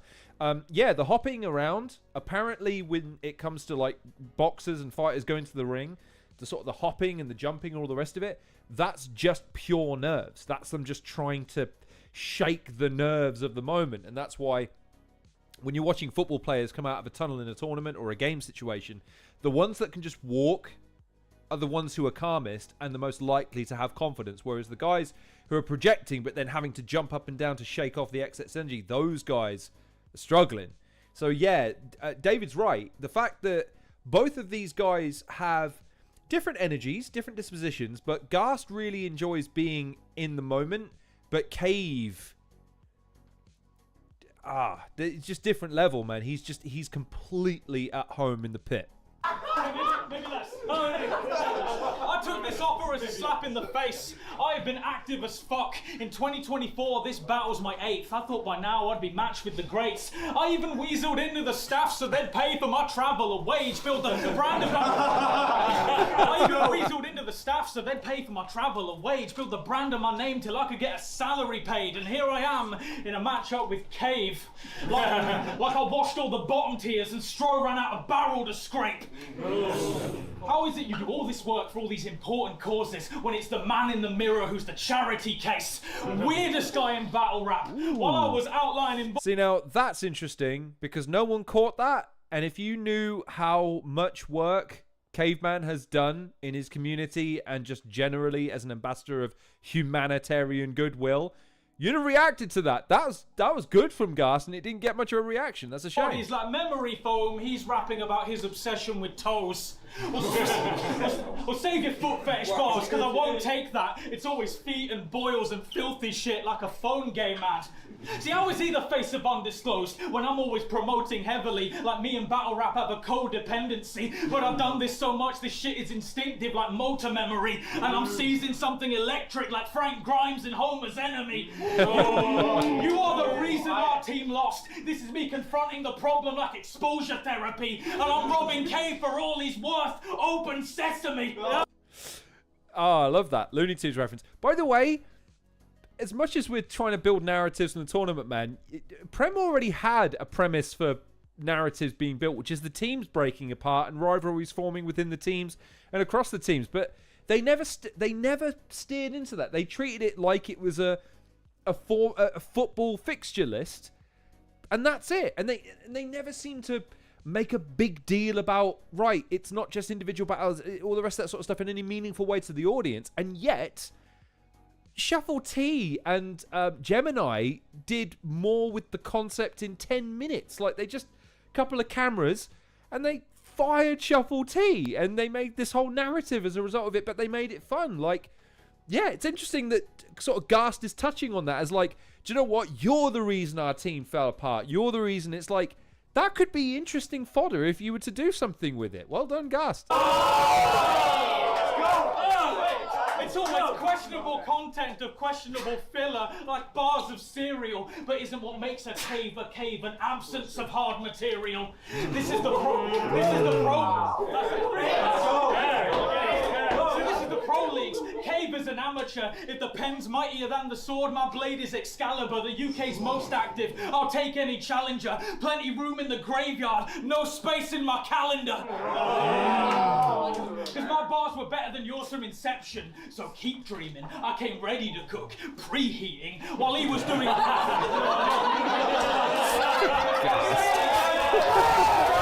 He's so silly. My bars were better than yours from inception. So keep dreaming. I came ready to cook, preheating, TMR in the house. while he was doing knees, weak palms. I will just point out, TMR had an announcement or two today. If you're not following TMR on Twitter, I would strongly recommend, and you're a fan of battle rap in the UK and abroad, I would recommend you go give him a follow and see what he's got to offer you. I'm sweaty. I was telling the staff my palms need greasing. This could have been on beat. I'll get rid of grime like a deep cleaning. This could have been on beat. I'll get rid of grime like a deep cleaning. This could have been in the street. Brass on my knuckles. Dusters so big you'd think I'm street sweeping. This is another day in the office for me. Debriefing, except we're not. This is another day in the office for me. Debriefing, except we're not in an office. Microsoft Teams meeting. Oh, that goes out to all the office workers in the house. This is another day in the office for me, like a debriefing, except we're not in an office. Microsoft Teams meeting, and these bars are so cold when I type them up, the Word document keeps freezing. Gus coming out swinging in the first round. But this is how I'd break them both apart in the sense of where I see them not having parallels. And I love Ghast to death, by the way, when I say this. Cave has the stage presence Ghast would kill for. I love Ghast to death, but the thing that would ultimately work against him is that slight reticence, that slight awkwardness, that slight uncomfortableness. And then you cut over to Caveman, who's in the middle of watching you. He's watching you perform, and he's reacting to you and gesturing to you and vibing with you in the energy of the moment. And if you can't match that energy, he might put you off your game. But it's impossible to ignore just how fucking good Ghast Buff is. God damn. Anyways, first round, I think you've got to give it to Ghast Buff, but it sets the table for an interesting battle ahead. Let's go. Okay. Ghast Buff. He used to live in Bristol. For those who don't know, it's a magical place. You look the wrong way at the bus driver, you're liable to get stabbed in the face. 61% of people are post-grad art students, ardently refusing to try acting their age. You try to take your kids down the local park to hang out and play, and you can't even access the gate because there's about 16 angry, deranged, trampy, decayed man in the rain wearing fucking shit-stained kecks smoking crack in the rain. So he jumped ships, up sticks. Now he lives in Salford, where it's exactly the same. But man like this, a two pally. Bought shot his mixtape, moved down to Manny. Listen, Pipsqueak, you make Chris Lees look like bitch. No, like fucking, you make Chris Lees look like Big Meech. Bitch, please. I've had it with these out-of-towners, gentrifiers flying through and fucking up our city like the Blitzkrieg. Yo, Brig Z, I reckon we take this little munchkin down the ship canal, chuck him in it. I've been swimming down that bitch without a paddle like Shit's Creek. Yo, bitch, please. I heard if you let 1 billion monkeys use 1 billion typewriters, eventually one of them will type the words of Shakespeare. I subsequently theorize if you let 1,000 socially inept dweebs turn up at battle rap week in, week out, one of them's gonna turn out halfway decent. Congratulations, Millhouse. And that's why, with all due respect to as much as I love Gas writing and his cadence and the way he structures things, Caveman has the swagger to get away with just saying, nice work, Millhouse. And I'll say it, and I need you to listen to me when I make this comparison. Don't just go, sounds nothing like him, looks nothing like him. I'm saying just the ability to command the respect and adulation of an audience to the extent that he can get away with throwing something like that out there, and he doesn't even need to rhyme it, and it's going to get a reaction because they believe him, they buy him, is Lunacy. That's the only other person I've ever seen sort of just throw out a line like, whatever, and it work. There's other guys that try that flippant attitude. There's other guys that try that sort of nonchalant randomness, and it doesn't stick because people are trying to figure out, like, what are you doing? What's this about? It doesn't make sense. It doesn't track. With Caveman, you buy for a second that the first thing that enters his mind is the first thing that he just throws out there, and 9 times out of 10 it's rhyming and it's, you know, complex on the rest of it. But then occasionally he'll just have a mate, Millhouse, and sold. Again, it's why you can't, as much as you might want to say, well, maybe he's not as complex as other guys, or maybe he's not as nuanced, or have different angle, all the rest of it. The fact is, he can just throw something like that at you at any moment and flip the script on you. Like, it's impossible how much swagger he's exhibiting right here. See what I mean? Congratulations, Millhouse, you are that one. See, I'm an anomaly. You're an enemy. You're what I don't want to be, and I'm what you'll never be. Preeminently everything I've never wanted to be, Gas. You're a novelty lad, a comedy act. See, that's what I'm saying. Throws that out there, and then straight into, whew. Go on, Kate. You can't even properly rap, but cotton down to the fact, it really isn't what you know, it's who you know. So every and any event, guess who rolls through the show? Bro, you have joined every WhatsApp group that there is. You fucking edited videos, put promo clips, you carried bags, held waters, probably fucking rolled some cigs. You played your cards like Yu-Gi-Oh! And now the game's giving Little Man a big head like Sabutio, sucking bootio. I believe this shit. You was never real. I ain't remotely gassed to smoke a clash against Daniel Webster Bedingfield. But I gotta get through this. They don't have a water, so. But I gotta get through. Somebody get that man a drink. Yo, I believe this shit. You was never real. I ain't remotely gassed to smoke a clash against Daniel Webster Bedingfield, but I gotta get through this. And the truth is, you get judged way below the usual bar. These lot love to hear him rap because they all assume he can't. You, Susan, boiled my fucking blood, bro. You get ratings from the old heads. Alright, safe, bro. I'm the coldest in the fucking game. Do you know why? Because I say so. Big Caveman. I didn't learn to spit by watching battlers. I used to lurk in gigs around dodgy characters, bro. I need to spit. I need to spit. So I speak my shit and I deal with the consequences later. There is a thin line between him and I, and it's the difference between an artist and a content creator. Bro, you are a charlatan. He is a charlatan.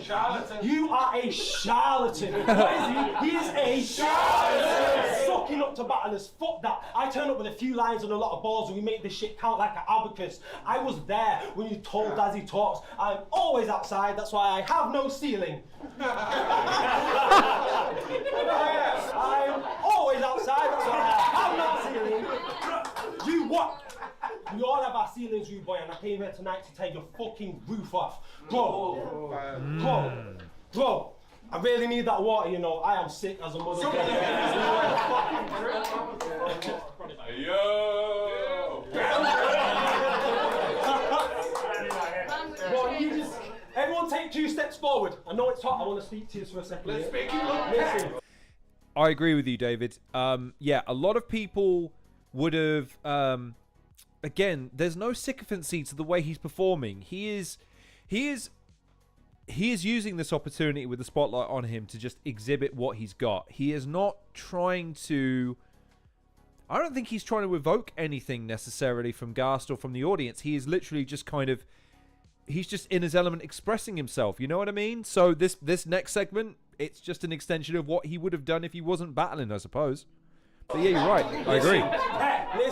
Listen, please. Hip hop saved my life. And deep within me, there is a need to rap. It's in my bones, my heart, my blood, and my soul. For him, it's skin deep. But hold up, this guy paints his face before his battles. So when I tell you it's skin deep, more time, it ain't even that. But you arrive at these shows incognito. I live my life by a code like Big Don Vito. You are the enemy of everything that hip hop means, bro. So you might have sold some man on your shit. But not me, though. That's the end of that one. There we go. And that's an interesting exhibition of a time where it didn't get a reaction because people were listening. They were hanging off his words at the end. You know what I mean? It didn't need the reaction. He'd sort of, it was a stinger. It just caught everybody. You know what I mean? So that was a very, very good round from Caveman. Let's see what Gas has got. And by the way, that's an example of a round that could shift the paradigm of a battle. Again, Gas came out swinging in the first round, okay? And that's great. He landed a lot of shots, and Caveman is maybe a bit slow to start in the first. But that second round, man, he's starting to command the audience a little bit. He's starting to land some stuff. He's starting to undermine Gas in some critical areas. It's made this battle infinitely more interesting, that second round. I took it as a personal insult when they asked me to battle you. Everyone take 2 steps back because he asked you to.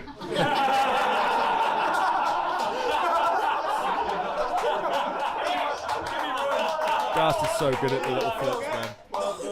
He's so good. So we're both Team Venom. Stroh's boys. So this had to happen on Undisclosed.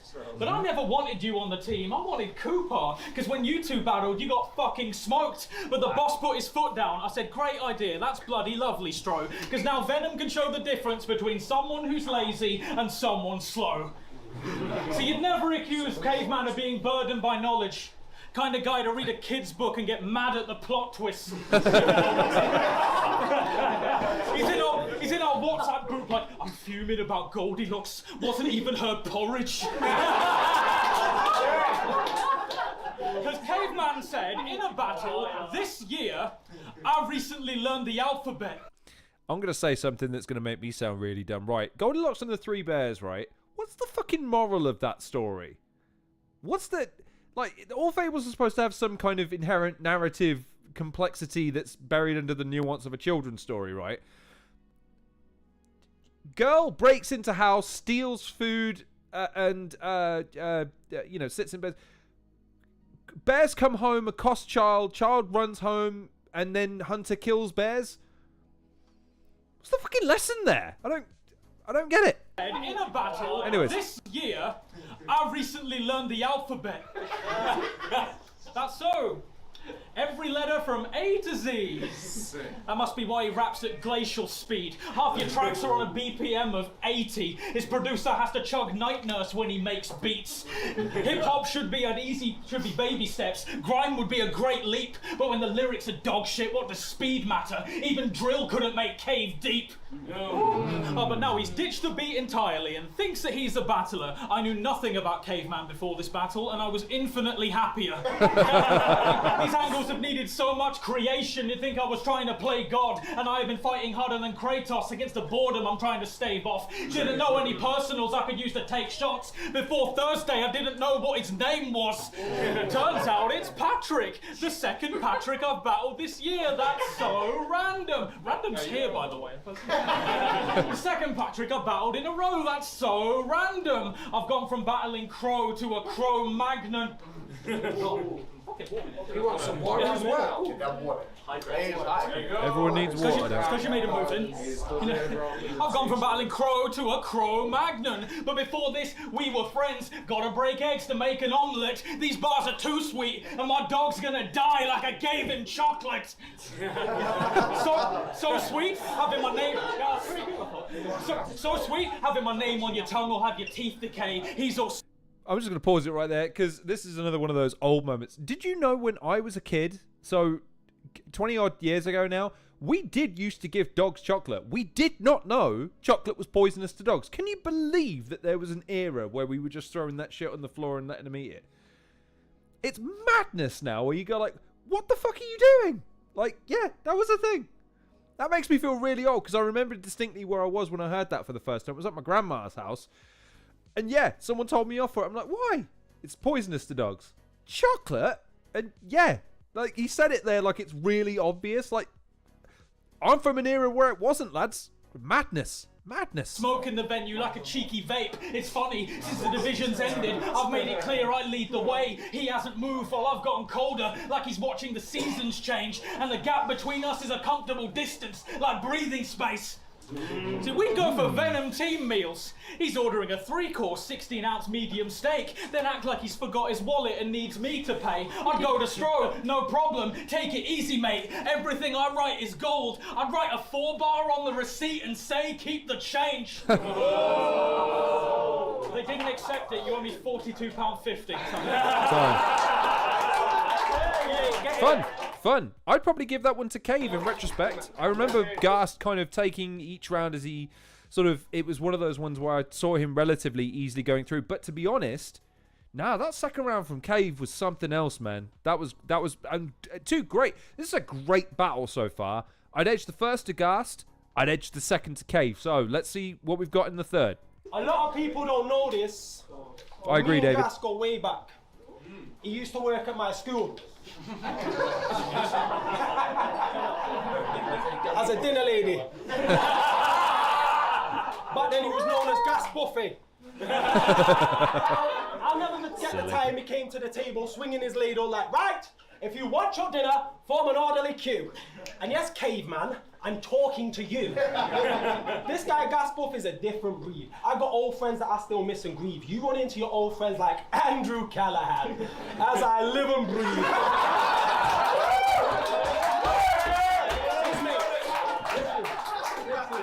As I live and breathe. Bro.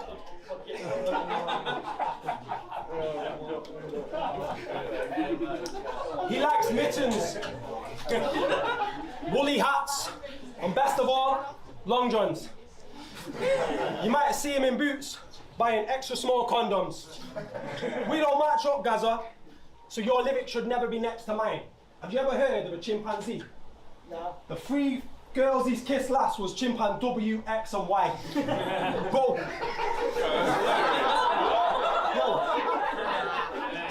Whatever it is. Yeah, that's random as hell. I told my brethren I had this battle booked in.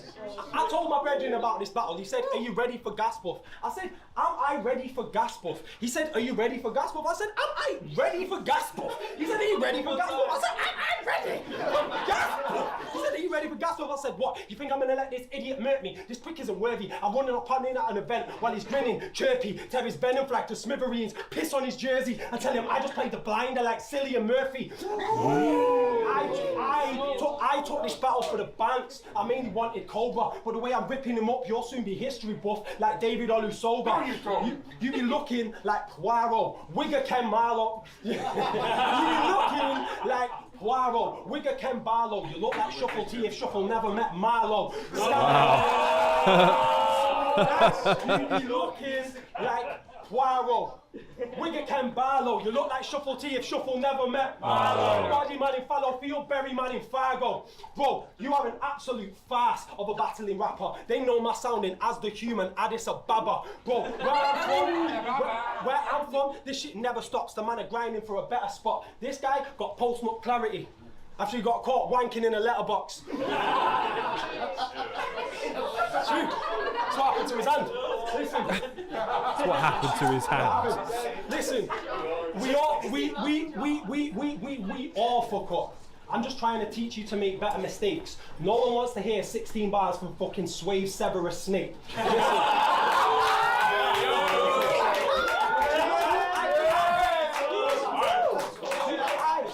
I'm Mr. Cave. I got the nice racist lyrics. I got a chubby little zuggy and a pint of Guinness. I'm the battle rap don. I leave guys diminished. You're all the sky's the limit. By the time I'm finished, I said, Mr. Cave, I got the smoothest verse. I got a pad full of bars and tunes to murk. I'm so natural with it. You two rehearse. The way I use my words shapes the universe, bro. Don't think I'm a dummy just because I want other things than money. I'm a monster with a mic and my name ain't Sully. Run this clash if you rate it fully, yeah? If you rate it highly. Best MC since 1890. I shell down on the MC lightly and even my enemies rate man slyly.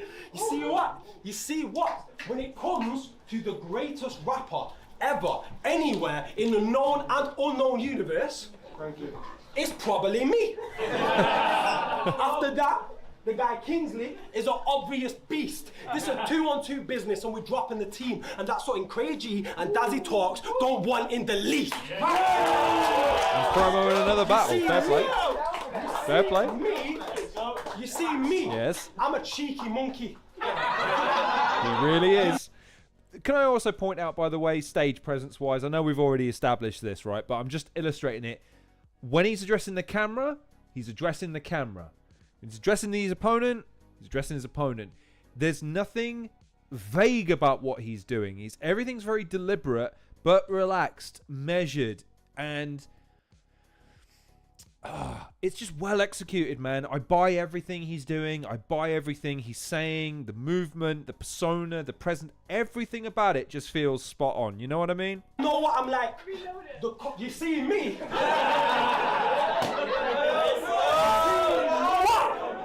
I'm a cheeky fucking monkey. You know what I'm like? The coldest alive until the moment I die. Gas Buff is fine, largely. True say I smoked him tonight, but that's the clash done. Yo, Manchester, have you had fun? Yeah! All of you, man, owe me a pint. There you go.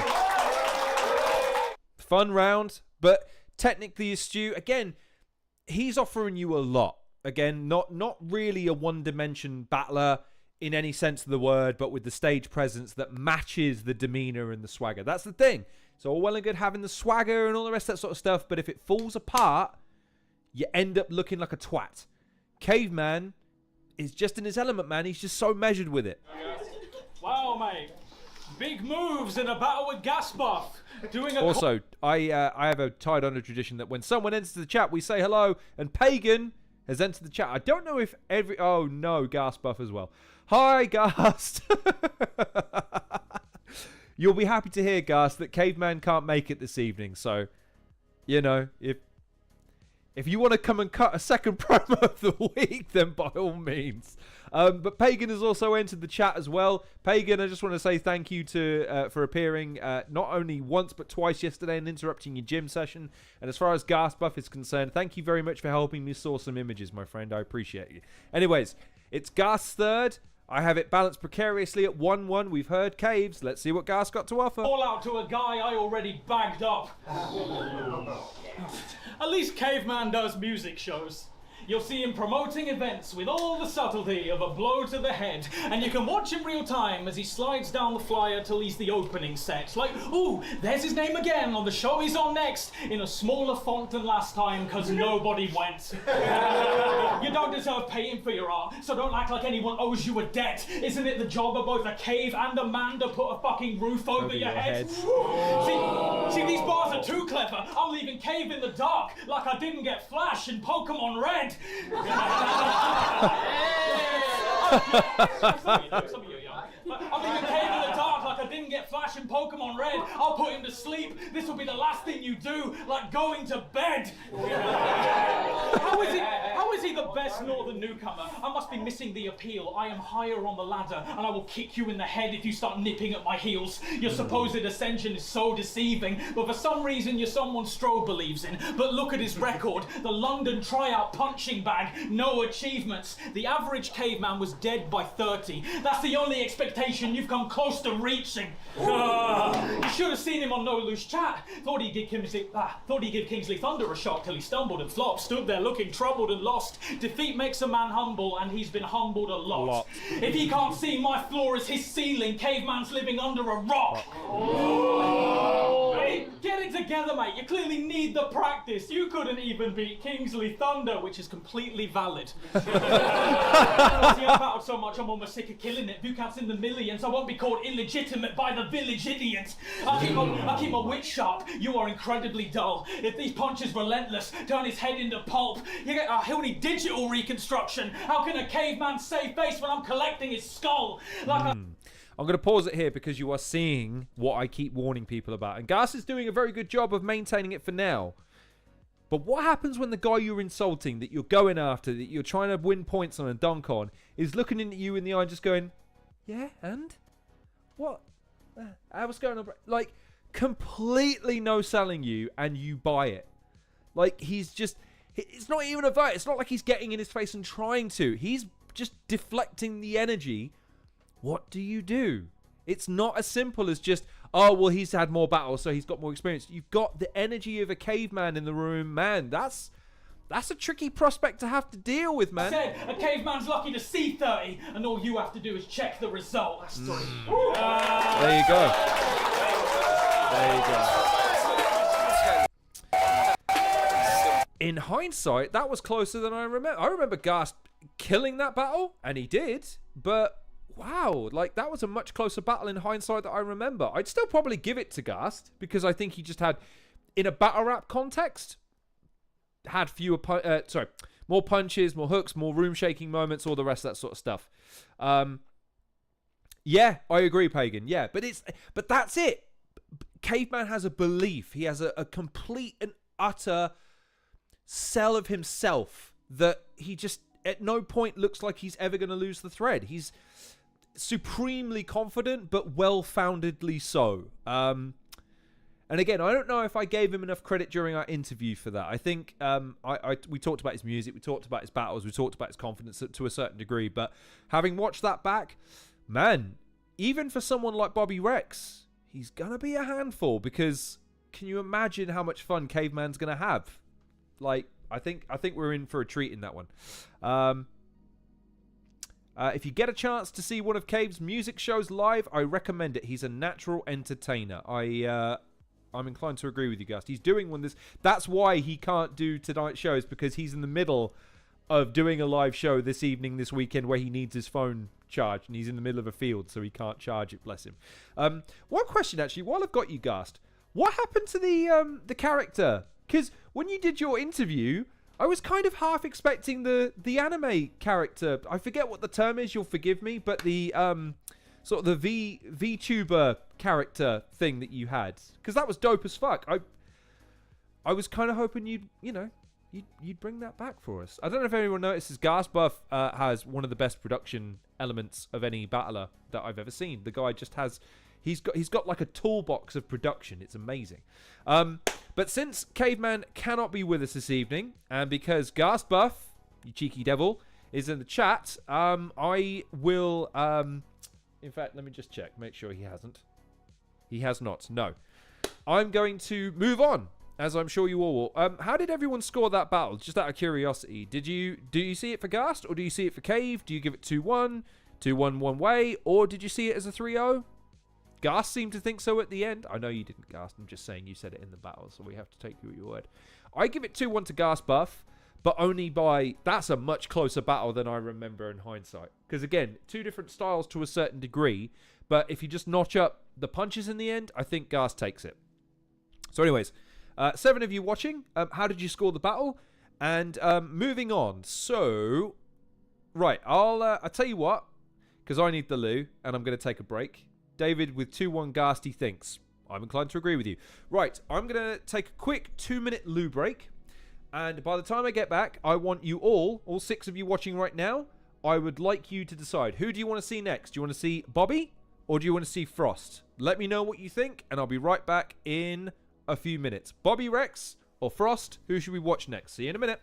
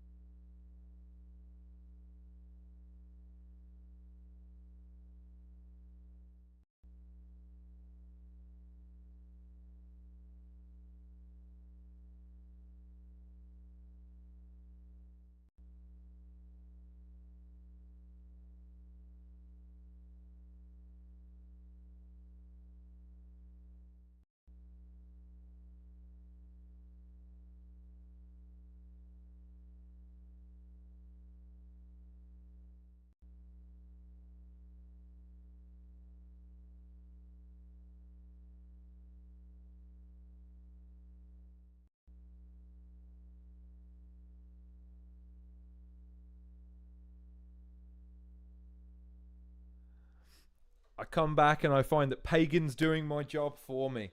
Interesting. Fascinating stuff. I see we haven't decided, by the way. We're having a discussion in the chat, and yet no one's told me who they want to see next, Frost or Bobby, so I'll have to choose then. I think what we'll do is we'll do Bobby next, because, like I say, I don't know if he's going to make it, but I want to give him as much time to make it as possible. So if we do him first, and he pops up, then we can always divert to that to make sure that we have at least one guest on this evening, because I'd like to make that a recurring theme where I have at least one battler on per show from their group, because I think that gives it a bit more. I think it's more interesting for you watching than just watching me waffle and watching battles that you could watch yourselves. So anyways, and yeah, Pagan and David making interesting points, because yeah, I can see it going both ways, and it's a personal preference thing. Yes, Caveman's round was probably more dynamic and illustrated different skill sets, but again, it's a rap battle, and ultimately I think it's who persuades you the most, and Ghast is such a handful. Anyways, right, let us move on to where have I put it? Here we go. Let's go.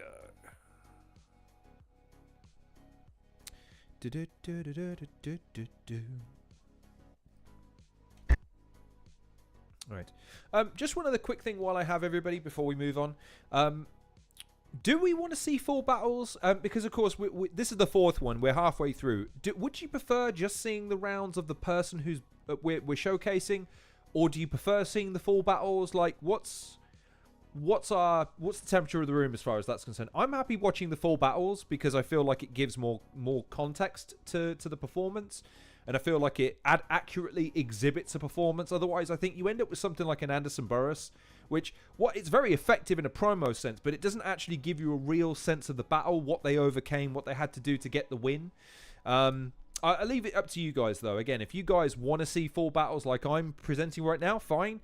But if because we're already 2 hours in, if watching full battles is just too time consuming and it's a bit tiresome, okay, let me know and I'll do my best to try and mitigate that by cutting across. McCoy straight in there with full battles, and I'm more inclined to agree with that because again, I'd rather showcase the battle and how the battler performed in it rather than just showcase rounds. So that's just me. David agrees. So those are ideas. Yeah, and Pagan will say, because this is why I wanted to have everyone.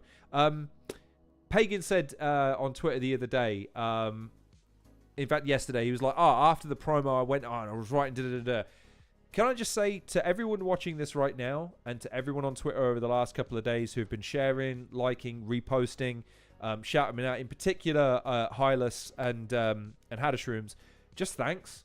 I really, really appreciate it. I know it sounds like a silly little thing to mention necessarily because, it's just you voicing your opinions. However, I just really appreciate it. It's very, very nice to hear that that you guys are enjoying these, because it was just kind of a half idea I had one day to think, you know what, fuck it, let's get excited about the tournament. And yeah, I'm really stoked that you guys have given it a chance.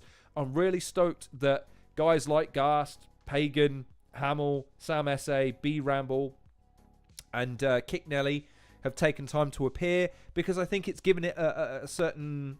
It's given it more than I would have been able to offer it. So between the battlers coming on and giving us their thoughts, opinions, insight, and you guys watching this, giving it your own flavor in the comment section, sharing it, do you know what I mean? I just want to say, really, from the fucking depths of this cold fucking, shitty ass fucking broken down old man's heart, I appreciate you. It's very, very kind of you. You make it worth it. Anyways, niceties out of the way.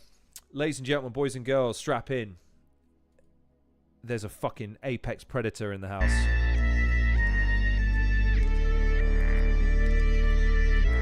I miss this graphic, by the way, from Prem. I love that graphic from back in the day. It's a sick graphic. Beat's cool too. Just ominous, you know what I mean?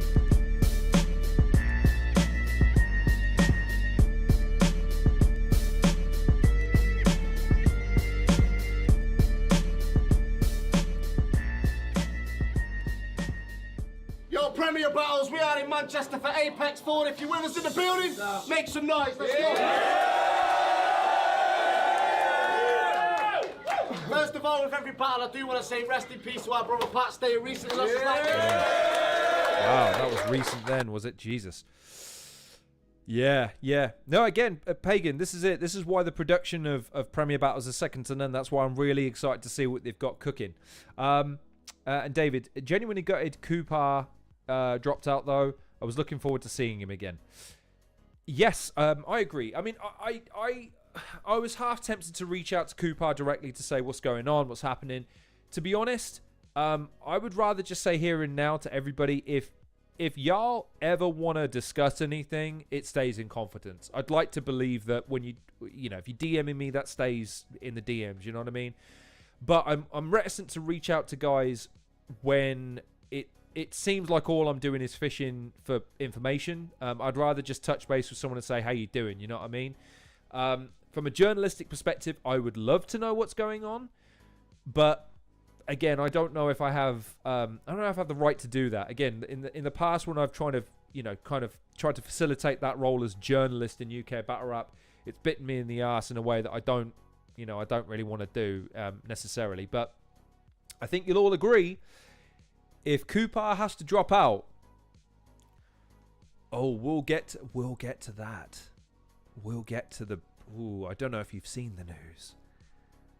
Someone has entered the chat in the Premier Battles tournament, and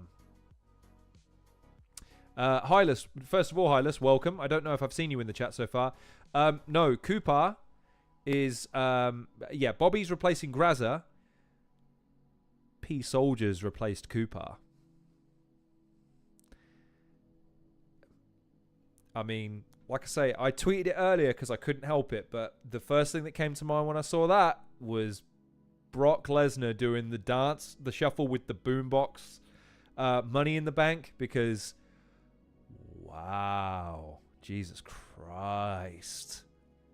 P Soldiers in the tournament now, ladies and gentlemen. Can you fucking believe it? That's for another day, though. We will get to that group, I promise you. For now, let's go. That being said, I am joined by my co-host. Let them know you are, bro. Yo, it's Stro. I've seen more in the night than you've seen in your life. And on the left-hand side, you've seen this battler before, time and time, and getting Premier Battles, representing Manchester, C3. If I ever get the privilege of introducing Bobby Rex one day, I'm not going to give him anything as pedestrian as that. I'm going to go on my right-hand side. This isn't a batter you're seeing, ladies and gentlemen. This is a fucking force of nature. This is your Premier Battles Intercontinental Champion. This is the King of the Jungle. And this is his domain. Pray silence, please. It is. And then I'd give it the Paul Heyman, Big Bobby Rex. Because it's the only thing he ever deserves. Anything on the right-hand side, you've seen him before, it's Bobby Rex. Like, it's not enough. It's not enough. Scapegoat. Manchester, I want a lot of noise for Bobby Rex.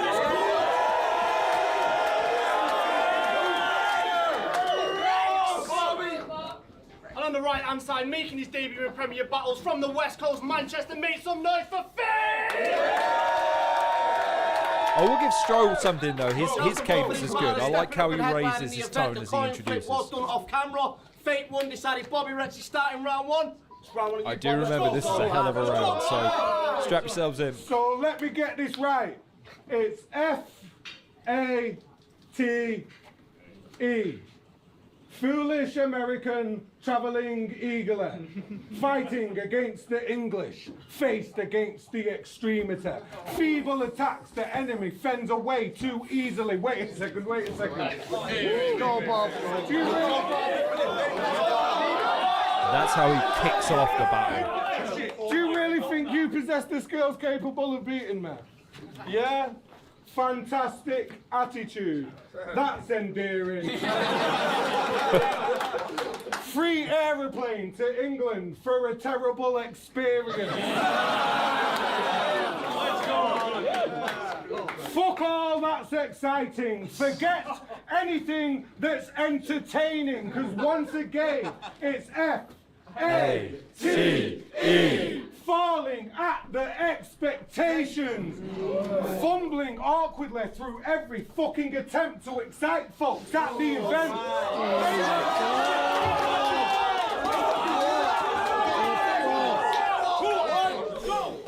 Fully automatic, totally empty. Faking aggression through envy. Failure after the eternal failure, always the excuses. Do I really need to keep on spelling this shit out? Are you really gonna force another thoughtless execution? Are you fucking crazy, bro? You could not write that. You were not on my level, cunt. You were on my back, trying to ride my coattails for what I have, but ended up another highlight for my show reel. See, we do not quite match. I am the boss fight. One right, knocks guys flat, so now imagine fate in my hands. Idiot. Fate cannot fight back. God! It was written in the... Fucking damn it, Bobby! God! Damn it! Oh, man, if there's anyone that embodies the violence and the viciousness of battle rap, show me someone that does it better than Bobby goddamn motherfucking Rex. God damn! Ah! Stars, right? You was meant to lose. It's not that you can't fight. You don't actually get to choose. You're not losing this battle today because of your ineptitude or the fact that you have zero personality and you struggle to connect with runes. And it can't be the fact that I am better at everything that you will ever attempt to do. And we know you didn't call yourself Fate as a defensive move, because that way every loss that's taken easily gets excused. This is it, Pagan. I'll read his comment because he's not wrong. Call me suicidal, but I'd absolutely love to stand in front of that. Ladies and gentlemen, no, that's in your future. If you want to break the supposed glass ceiling that's imposed upon you by the so-called top tiers, or the fans that call you a nobody and say you've got no CV and blah, blah, blah, this tournament is going to put you face to face with... You better be fucking as ready as you think you need to be, because Gast said it best. Bobby's not going to turn up to play with his food. He is turning up to run through the rest of you like you are an afterthought. Like he's doing now. And when he's in that mode, good luck trying to stop him. Again, Pagan, I respect the hustle, and I believe in you as much as anybody else that you can come up with a tactic, a strategy, a ploy to deal with it. I'm just saying, it better be fucking good. It better be fucking impeccable, because watch what you are seeing to this poor man right now. Because it was meant to happen. Because by that token, if he says something that pisses me off today and it affects my mood, it's okay, right? I was meant to slap him. It was written in the stars. I was meant to grab him round the neck and drag him out the back, beat him down bad, and then send him packing. You poxy little cunt. Stop telling men you'll stab him. No, the fuck you won't. And I am willing to put my life down right now just to bet you haven't ever even pulled a knife out. Not once. In fact, I'm willing to bet nobody even got punched, you soft cunt. But we get it, mate. You come from Killer Cali, except you don't come from the killer part. You come from Modesto, where people live on little farms. So that's the thing about Bobby's his skill set, right? He ramps up the pressure. He lays it thick. He doesn't let you breathe for a minute. And then he injects humor just to release all the tension of the round, okay? And that allows him that space to be able to maneuver in and outwards. I think high-intensity guys sometimes forget that the audience needs a moment to catch itself. And it needs high points, it needs low points. Bobby is so good at just occasionally and very strategically just letting the air out of the tire a little bit and letting everybody have a bit of a reprieve from being on the edge of their seats. It's, again, he's... man, he's so good. The other people there, well, they all live on bigger farms. So when you said you're 209, I'm thinking you're from Stockton, it's known for gang wars and pure violence. Turns out you're from 24 miles up north, where it's known for walnuts, almonds and corn. But this is Manchester, the city in which I was born and I live, king of the fucking jungle. It's a lion roaring when I spit. And you just flew all the way from California just to inadvertently walk into my pit, not realizing this ain't shit to me but a warm up for Gemini. Bitch! There you go. What first round, good lord. I said when he said... I don't think there's much more that I can add to that. Y'all have seen that round before, I'm sure. Because again, this gentleman here, the Fate angle has been used a few times, and everyone always references Bobby's because he did it the best. But that's what you guys are going to be standing across from in this tournament sooner or later if you plan on progressing, because I don't think Bobby's got any illusions about slipping up, coming in short, underprepared. Like, when I heard they put Bobby Rex in this tournament, good he's lord. the king of the jungle, y'all know he lying. They brought me all the way here from the dark side of California. I'm from the Forbidden West where ain't no horizon. Bro is dying. I'm putting him on a road to Zion. No denying. You not even worthy to be king. It's Randy Johnson trying to pitch, giving a throne to a bird. You know he dying. Wait. I know you didn't come all the way here to do a baseball reference. I just need y'all to know I'm sliding through the first. I just need y'all to know I'm sliding through the first, second, third. By the time I'm home and they put it together, it be known as diamonds. You be checking temperatures. Right? You'll never know what mine is. It's an oxy, I know, but I'm hot because I'm cold. I could control the climate. Bro, be honest. Before the Rivers battle, we had to wonder, like, is bro been trying? Has bro been dying? Crazy how they got me on Apex for somebody who never reached his just to show where mine is. I think, just to show where mine is, I think he getting drug again. Cause you give me cokehead vibes. I think your demon is lines. That's why they brought you me, a demon with lines. It's what you struggle with. I'm too much for him. I have white sheets covering the whole event like London gin. I'm going to pause it for a second because watch how his face was fine and then Bobby goes into that mode. And it's that thing of, if he doesn't change his tone with me, I'm going to hammer him into the fucking ground like a tent peg. And there's not an ounce of irony in his demeanor with that, because in his mind, man, it's fucking war. You better fucking mind your P's and Q's when you step to me.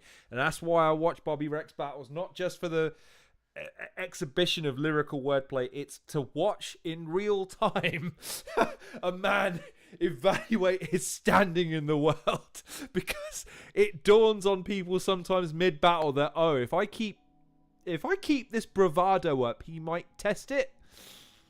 So let's see how it goes. I could stop right now and win. I should just cut it then. Throw this round and catch the other two. It's like I'm juggling, and you don't gotta wonder. Throw this round, catch the other two. It's like I'm juggling. You don't gotta wonder why you're tapped out. I'm not the one you want in trouble with. Get his body chopped up. You don't gotta wonder why you're tapped out. I'm not the one you want in trouble with. Get his body chopped up. There be no way they can recover him. They'll find his arms and legs around here. But this man Chester be in London like a plug event, boy. Boy, this is fate. Should have known that I was into you, and I'm not political. I don't gotta talk about how your queen's on the money, because in America, queens get the money, so it's not too different, fool. It be signs. It be signs in the sky like Batman. That's where I got them. Sending you. Leave your shirt all red. Look like you rock with Liverpool. You need surgery too. Emergency room. I trauma center you. I really got the method to have you rapping with ghosts. Watch how quick it go from his Bobby Rex and real to Bobby Digital. This... I'm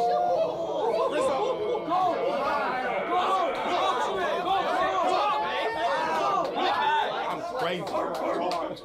Watch how quick It's it go also from little things, by the way, in Bobby's demeanor. I don't know if he even know if he realizes it. His posture when he's standing there waiting to rebuttal or spit his rounds. It's that moment in a boxing match where they make the guys come to the middle of the ring and they're barely containing their want to just fucking leather each other, and the referee's the only thing standing them apart and reminding them, listen, the fight hasn't started yet, lads, so just keep a lid on it. But they've got that fucking energy, you know what I mean? And that's what Bobby has. He's just sort of hands by his sides, slightly weaving, like at any given moment he's ready to touch gloves and fucking go, man. Again, Pagan, I don't like when America battlers do English cultural references. It comes off as a bit strange. It is, but you know why they do it. It's because they need to endear themselves to an audience. He referenced it with the baseball thing earlier. If he goes off on US cultural references, people won't necessarily catch it unless it's pop culture in movies and television. That can look a bit sycophantic. And then what else does he have? You know, you can't limit yourself. But I agree. There's probably a way of doing it where it doesn't come across strange. It's just it's a very fine thread.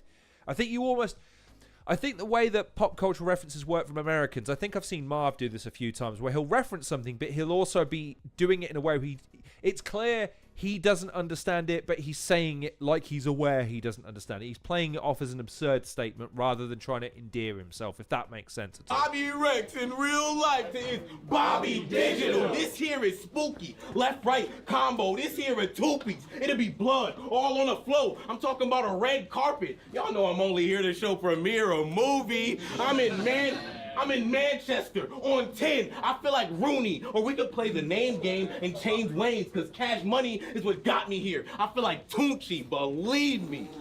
Ain't no way lukewarm Steve Austin is finna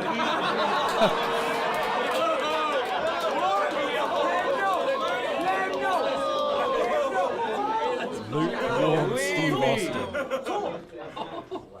Ain't no way lukewarm Steve Austin is gonna beat me. Nah, I leave them all stunned when these 316s be the reason you want a T. Please, I do them like the UK do a TV. You gonna pay for even trying to see me. Boy, you should have.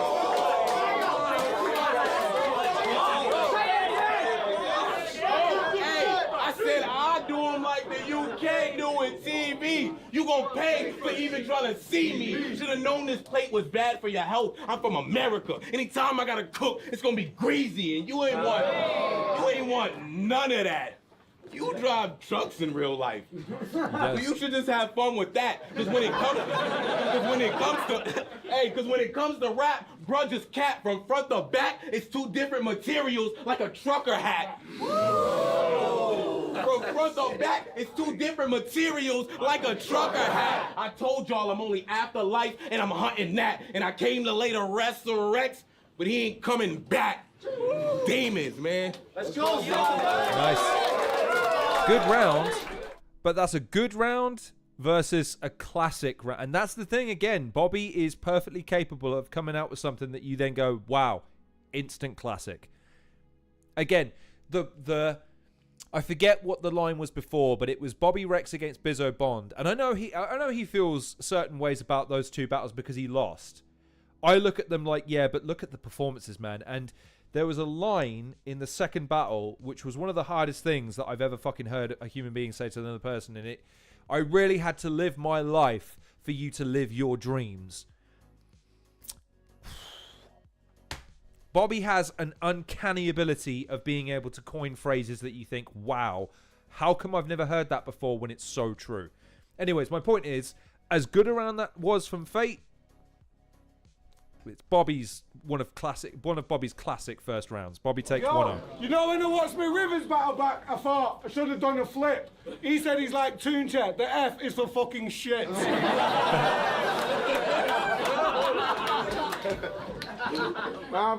Not actually sure, you know. This battle might have been a mistake.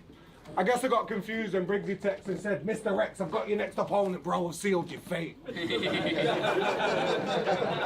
thinking, Bizzosaurus, Cold-Dig. It must be giving me a big plate. Especially when they said that I'm battling a demon from the 209, because then I'm thinking, yo, it must be past. So I agreed, and we'd soon both signed for it. Then I actually seen him. And I don't find you so frightening.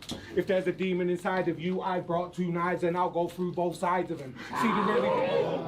If there's a demon inside of you, I brought 2 knives and I'll go through both sides of him. See, they really do call me Rex, because I'm the type of animal you won't find again.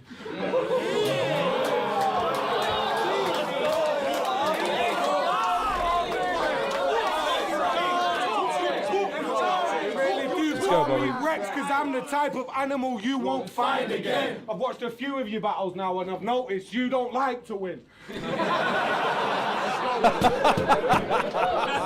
I guess your fate really is a sad one. Somebody cue those violins, you silly little bastard. You don't possess enough of the abilities I've mastered. How am I supposed to believe in fate if I've got him reconsidering his path? Because the way I'm speaking to him feels like a real physical attack. And to be completely honest, little man, I can't tell if you are even hitting back. Little Arthur with his fist balled up, mean looking motherfucker. With his fist balled up, mean looking motherfucker. How are you supposed to pose a threat to me? Your mother must have dropped you off a knee when you was little, fake. Because it's ludicrous you've convinced yourself I'm somebody you could win against, bro. I too owe you in the first 2 rounds and the 3rd round just for pity's sake. So what do you plan to prove today apart from how badly you can lose again? You're a dickhead, mate. Use your brain. It's not really written in the stars, you know. You can change. You don't always have to stumble and choke every time your opponent's punches are thrown, bro. You can train.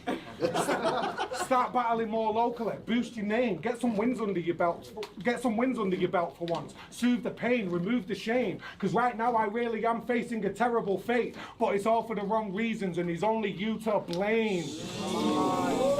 But hey, congratulations on the views you've gained. A few thousand people in the UK that never knew your name now know that you've been bodied by Bobby Rex. Woo-woo. Hooray. Honestly, picture this little dickhead's record of achievement. Not a single skeleton that's in it because there isn't anyone he's beaten. That shit is empty for a reason. And I'm already 2-0 up, so he ain't about to enter me in. Wait, this round still ain't finished, bitch. Let me finish speaking. Oh, let's go, Bob. You said that you're a demon, which is incredibly deceiving.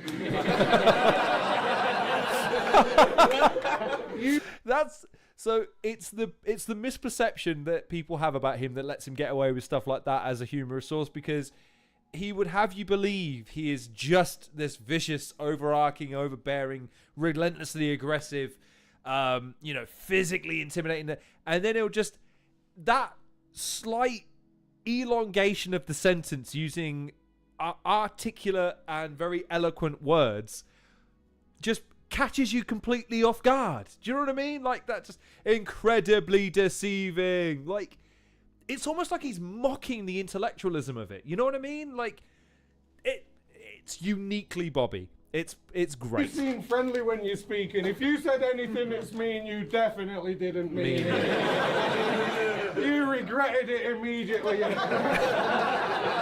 then you said you're sorry and you said it because you mean it, you pathetic little weakling. How's it threatening to me when whatever it is he thinks is possessing him is keeping itself a secret instead of helping him and protecting him from beatings? Bro, see that demon? Tell it that you need it. Tell it I'm better than you expected and you're ready to unleash it. Tell it your weaponry is depleted and you're heading for your heaviest defeat, and tell it that it better be quick. Come on, send it a text message. I bet the second he receives it, he'll remember you're a team. He won't pretend he never seen it. He'll turn up to represent you, give you that extra energetic feeling, help you resurrect your evening. It's the demon team forever and he ain't ever letting me win. So tell us please and end the teasing. When do we get to meet him? You dickhead. Your fate has just been written and every sentence I just said has sealed it. This ain't a rap battle, bitch. It's your obituary reading.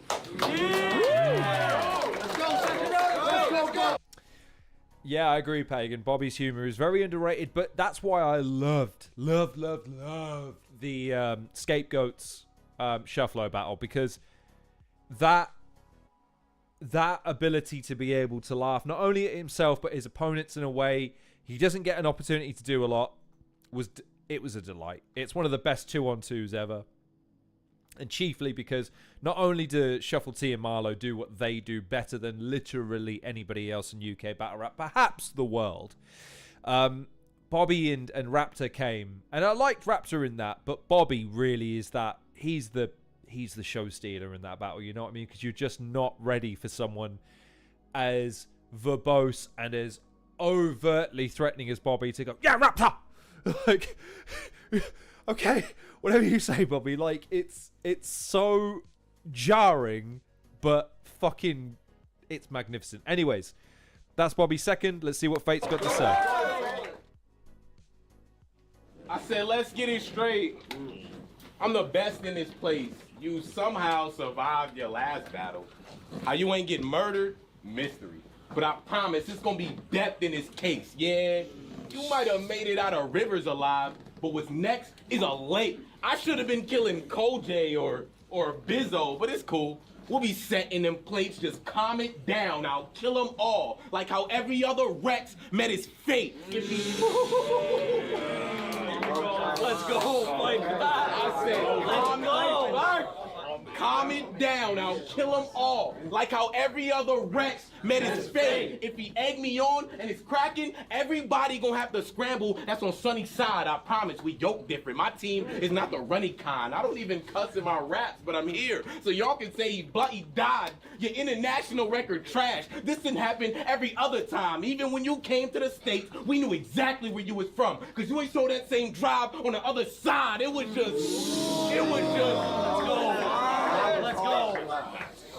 This is what's making this performance from both of them so good. They are both putting up such a great performance so far. This is really good. You came to the States, you ain't show that same drive on the other side. It was just bro spitting nonsense. My whole circle get crazy. Look like I'm holding a mosh pit. I knew Rex wasn't getting out of this soon as they told me it's locked in. I know y'all don't do a whole bunch of guns, loading a chopstick, holding a mop stick, not really with the Toy Stories. But I know that you watched it, and I'm upstairs with Rex. But I know that you watched it, and I'm upstairs with Rex like Andy's going to college.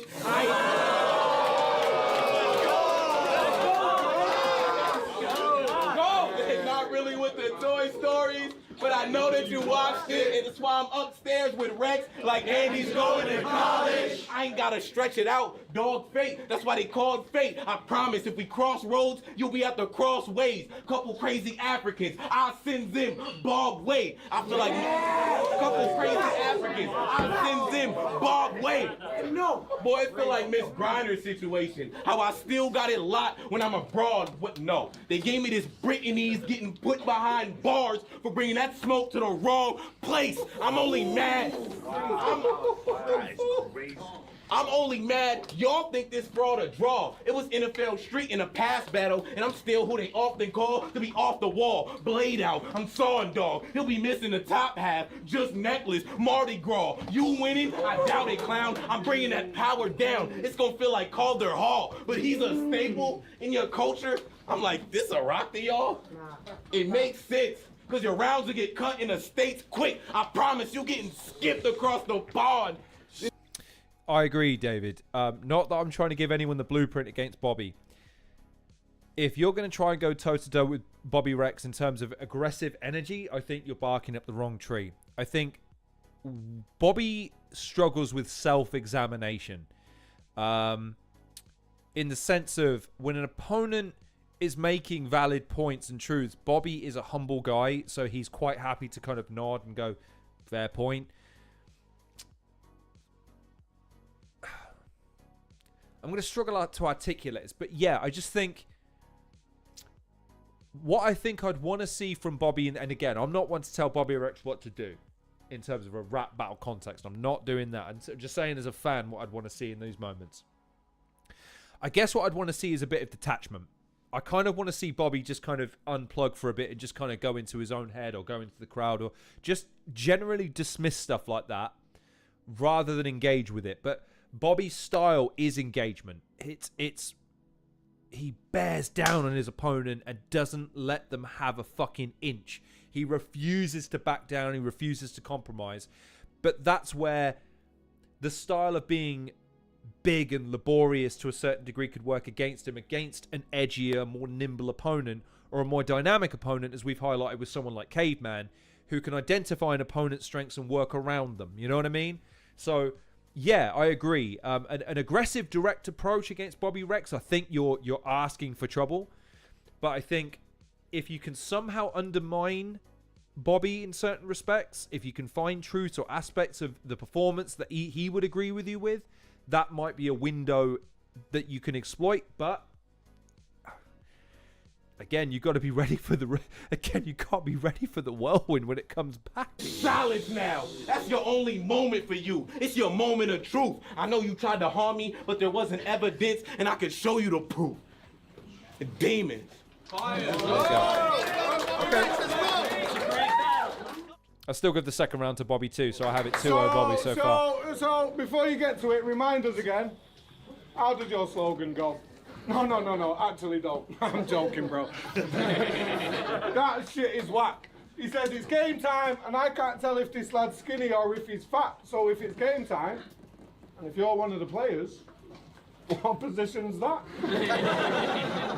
Is this a physical match? In fact, pretend that I didn't ask, because that's not where his slogan stops. He doesn't just say it's game time and that's it, it's done and finished fast. Oh the fuck, no it's not. He's got to make sure that shit'll last, so there's all these other bits he adds.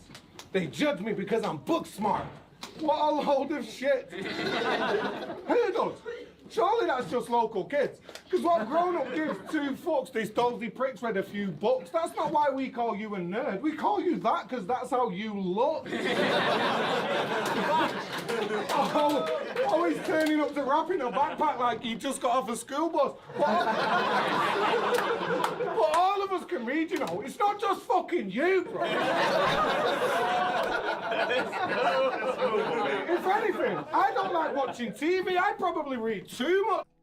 That's the other thing about Bobby that I'll point out that I'm noticing now. Bobby has an incredible ability of pointing out stuff to you like you're so stupid for not noticing it. And you probably did. You probably knew these things, but he has such an unbelievable ability to make you question yourself. That filters into the audience as well. Again, he's such a master at honing and harnessing an audience's energy. It's great. I've read newspapers, magazines. I've read the back of a tin of juleps.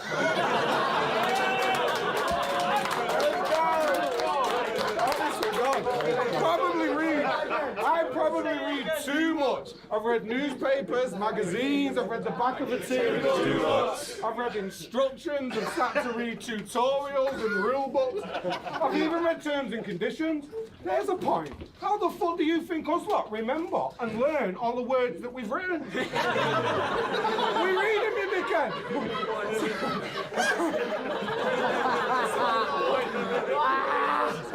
We read them, you dickhead. It puts me over there. We read them, you dickhead. So now I didn't read the self-defense book, apparently.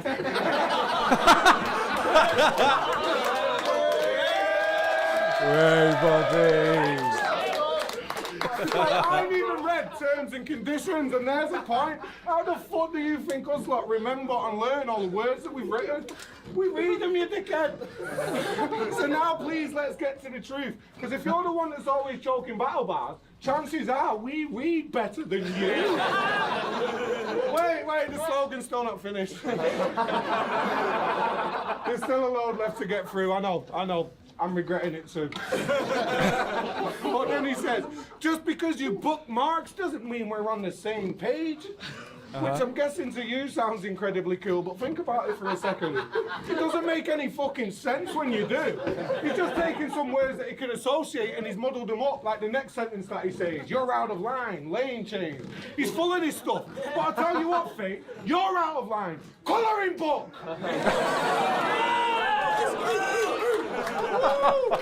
Imagine saying this shit every battle, man. I swear it shrugs. Next sentence that he says, Confederate flag, you can't hit. No, fair enough.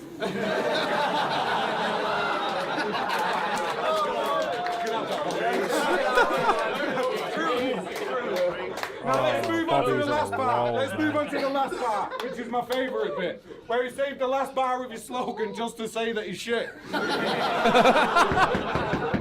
Every battle I level up, and my opponents just get the same fate. Shut up! And he says this straight-faced. He isn't taking the piss. So basically what you're saying is from the moment they set it up and you know that you're getting booked, you know that your opponents are getting booked better, but you just won't ever step it up. You won't ever put in extra effort to make sure that the footage is any good. What was we expecting? This is something he never does. See, this isn't your rise. You're just one of the fall guys. So when he said that you was the king of the dot plant, I knew it was all lies. Plus, I've been on King of the Dot, and I've been on it more times. So what would they plant you for, bro? Even if you grew more, you'd still be this small size. The local kids would still be picking on you and still be calling you Four Eyes. And no matter how awesome your writing got, you'd still be awkward to try and watch, and you would still be boring at all times. So you really need to see that fate isn't just your name, it's the fucking story of your life. Yeah. Time. Disgusting behaviour there from Bobby Rex. I said, last round what's of fate. wrong with you? You out here trying to be the champ. You could already beat the champ. Had the belt up on the arm with you. I don't even think if y'all rematched and you won, it would tie it up the way Bond did you. And you can't even say nothing. I know you like to call it escape pegs, but you can't escape nothing when fate coming. Triangles, triangles. They'll get turned on the side like the play button. Triangles. I said I know you like to Bobby call looking at the escape camera pegs. like, did you just not hear my last round where I pointed out that you associate things, words that you associate, but you put them together even though it doesn't make any sense? Like that little look to the camera to basically say, you all caught that too, right? The last, this probably comes across that I'm gushing about Bobby, and I am. Bobby Rex is infinitely more intelligent than he gives credit for. Than he gets credit for. He is such a cerebral thinker, writer, performer. And moments like that are the insight into the evil genius that he is.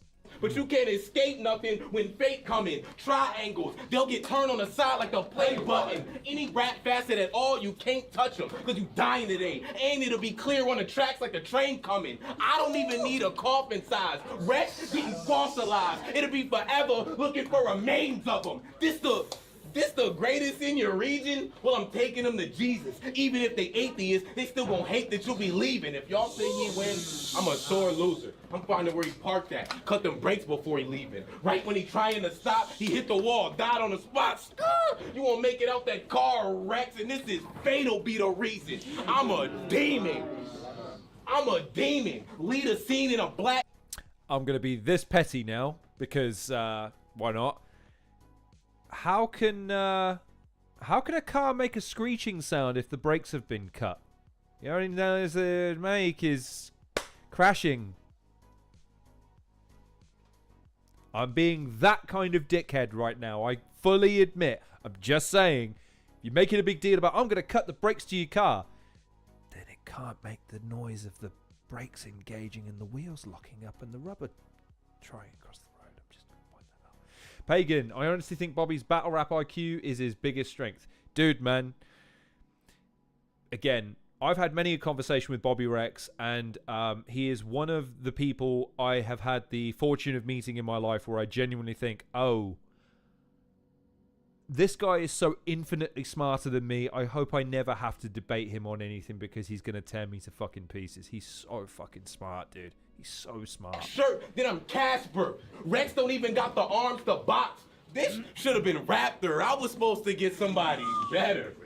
That's why I'm mad, sir. That's why I'm cremating your man. And I'm coming back with that urn. Like, how many pounds can I get for this? Since I ain't get a real name, I need to know it Robbie Ashworth. I told y'all. Let's go. Nice. Nice.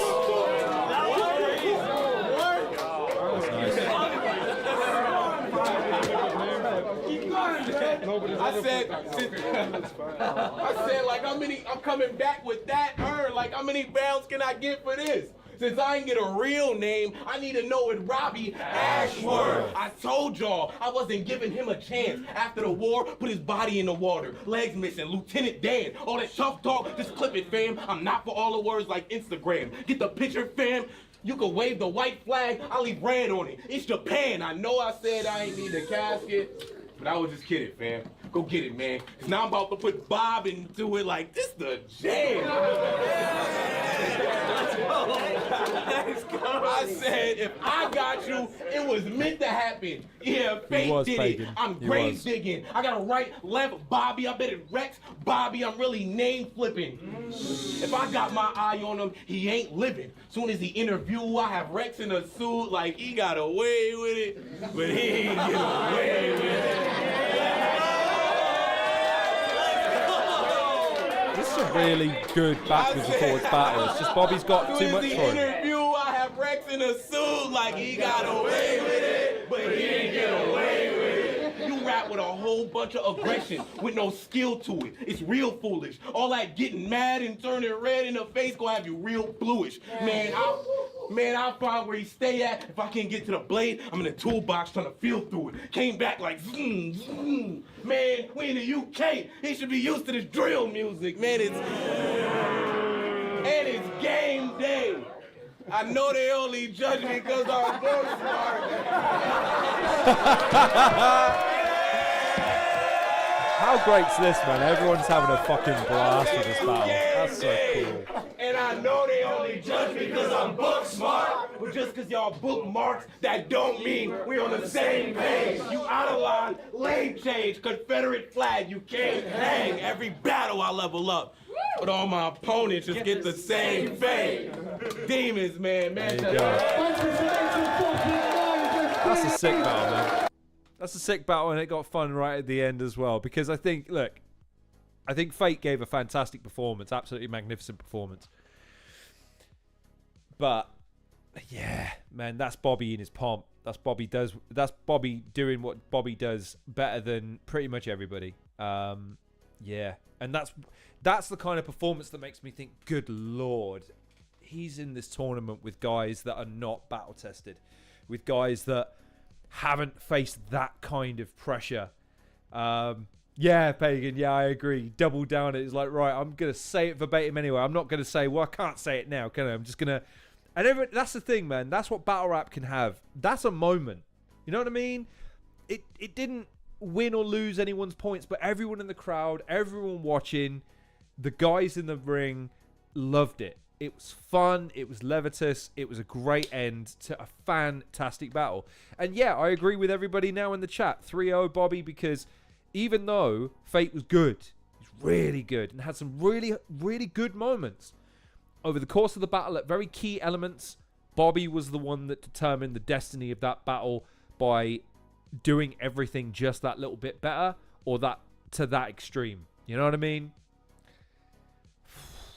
And if Bobby isn't a heavy favourite for you in this tournament, I don't know what you're on. I really don't. Because a motivated, invigorated, inspired Bobby Rex, I don't care who you are in the world. That is a imagine waking up that morning and knowing you've got to face that. Good Lord. Yeah, I agree, Pagan. Yeah, there's going to be some matchups that could present themselves, but again, that's the uniqueness. That's the intrigue. It's what the fuck. We can all predict. We can all guess. We can all make grand predictions. But until it's in the can, no one really knows how it's going to go. But if there's anyone that's as close to a guarantee in this tournament, it's Bobby Rex. It's, man. And throwing him in a group like this is incredible because, yeah, you expect him almost to fucking cream it. But there's always that linger. There's always that doubt.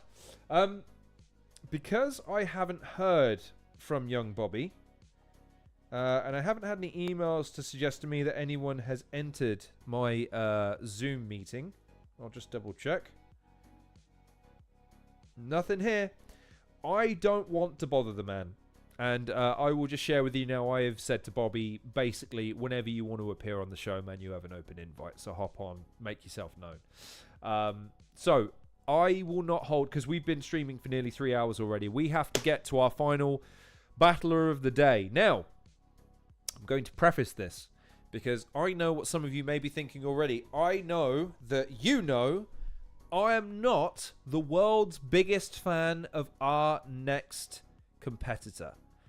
This next contender is someone that I have questioned, I have criticised, I have been quite scathing in my critique of in the past. However, let's remember why we are here. We are here to examine absolutely everyone through the guise of their interaction, their participation in the tournament, and their predilection towards winning it. No one is appearing in this tournament for the fuck of it, for the fun of it. Everyone is in it because they think, if given the right circumstances, the right wind, and the right favorability when it comes to moments, battles, preparation, all that good jazz, that they could win.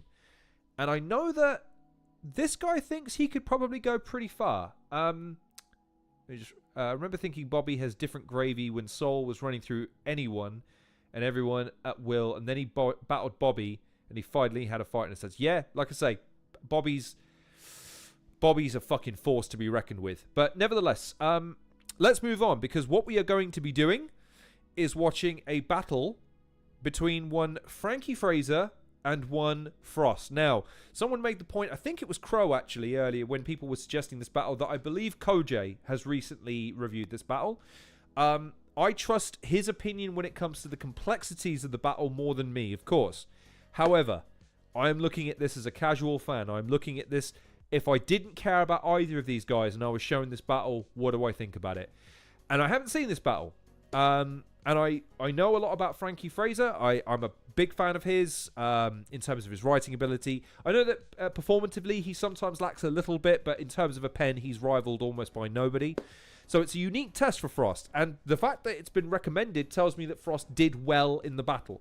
So I'm keen to see what, considering that I've seen Frost battle twice live, and I've seen a few of his battles prior to that, I'm keen to see what this battle looks like, because this happened long before those battles. So let's see not only where he is now to where he was then, but let's see how maybe he's adapted and changed based on my understanding of his persona on stage now. So let me find it. There it is. I believe this is for Don't Flop as well. So this will be our first Don't Flop battle since we looked at Bowski. Let's have a look. I forgot to ask, actually. What did everyone make of the Bobby match? Did you... can I... Yeah, let's just skip that. Did you? I presume all of y'all had Bobby winning, but did you have Bobby winning 2-1? Did you have him winning 3-0? How did you see the battle? There are 6 people watching at the moment as well. Thank you all for tuning in, by the way. Hadashroom's, Pagan, David, I see you all there. I presume there's a few others. Please, again, don't feel free to sit and on ceremony. Let me know what you're thinking. React with me. Question me. If what I'm saying is utter horseshit, man, question it. I'm more than happy to read out comments that are detrimental to my opinion, man. Don't feel like you've got to say things that I will only read because I agree with you. Question it, man. That's why I'm here. And in fairness, right, by the way, again, full disclosure, I did send Frost an invite to this, half expecting basically to say, look, if you want to come on the show and fucking rebuttal everything I've ever said as far as a critique, question my perceptions about him as a performer, all the rest of that sort of stuff. Again, what's important is that you see that. What's important is that fans that are considering buying a ticket see the battlers state their case. It's not me you're having to convince. It's you, the audience, the people that are going to buy a ticket, the people that are going to buy the Patreon, the people that are going to like and share and subscribe. It's not me you're selling to. It's you. And I want to give everyone the same crack at the whip to say, listen, if I've chatted some shit, come on and put me to rights, man. I'll hear you out. Fuck it. Why not? Let me hear it. Anyways, right. So this is Frost versus Frankie Fraser.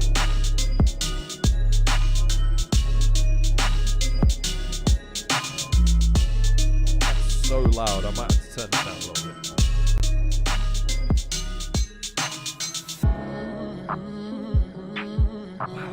Final time in the venue of the day. It's yet another main event. Right, let's Every go. clash today has been main event worthy. Bathed in time, godlike. Please Jesus. make some noise for me. Let's go. It's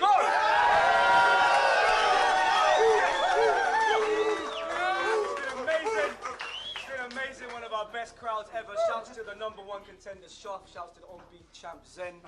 It's going to be a very dope exhibition match right about now. MC on my right-hand side. I don't even know. When was your last name? Let's just say time ago was his last Don't Flop battle. An absolute fucking monster. My Battle guy, rap Frankie historian Fraser, there.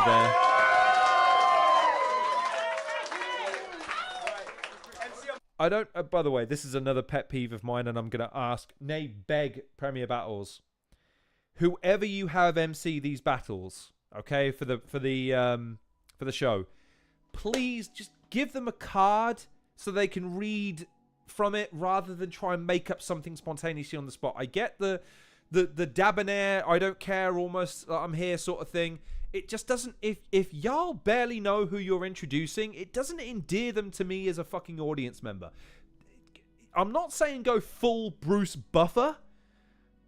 I'm just saying that you gotta give me more to work with as a fan than just, and on my right hand side, a guy, he might have battled for us before, can't remember, what's your name again? Oh, it's this guy. Like, give me something to work with, assuming that I don't know who he is, and if I should know who he is, give them the proper respect. That's all I'm saying, okay? I don't need this sort of half-assed introduction method. Give me something to work with. McCoy, fair play. Been a bit quiet tonight. He's been busy. McCoy, this is basically your show. What do you mean you've been busy? The hell are you talking about? Got to be here. This is the McCoy show now. Doesn't you all know? No shade, but what the fuck happened to Don't Flop? Like, where are the battles? They haven't done... Pagan, they did release a schedule. So I retweeted it earlier. So they'll have events coming up. Whether or not they make it to the channel or not, that's a completely different question. But what happens to the man? That's a good question. I know I'll get heat for this, but I said it recently. I'd still host because I would like to put that kind of question to and say, look, Don't Flop means a lot to a lot of people still for a variety of different reasons. You know, what's happening with it? You know what I mean?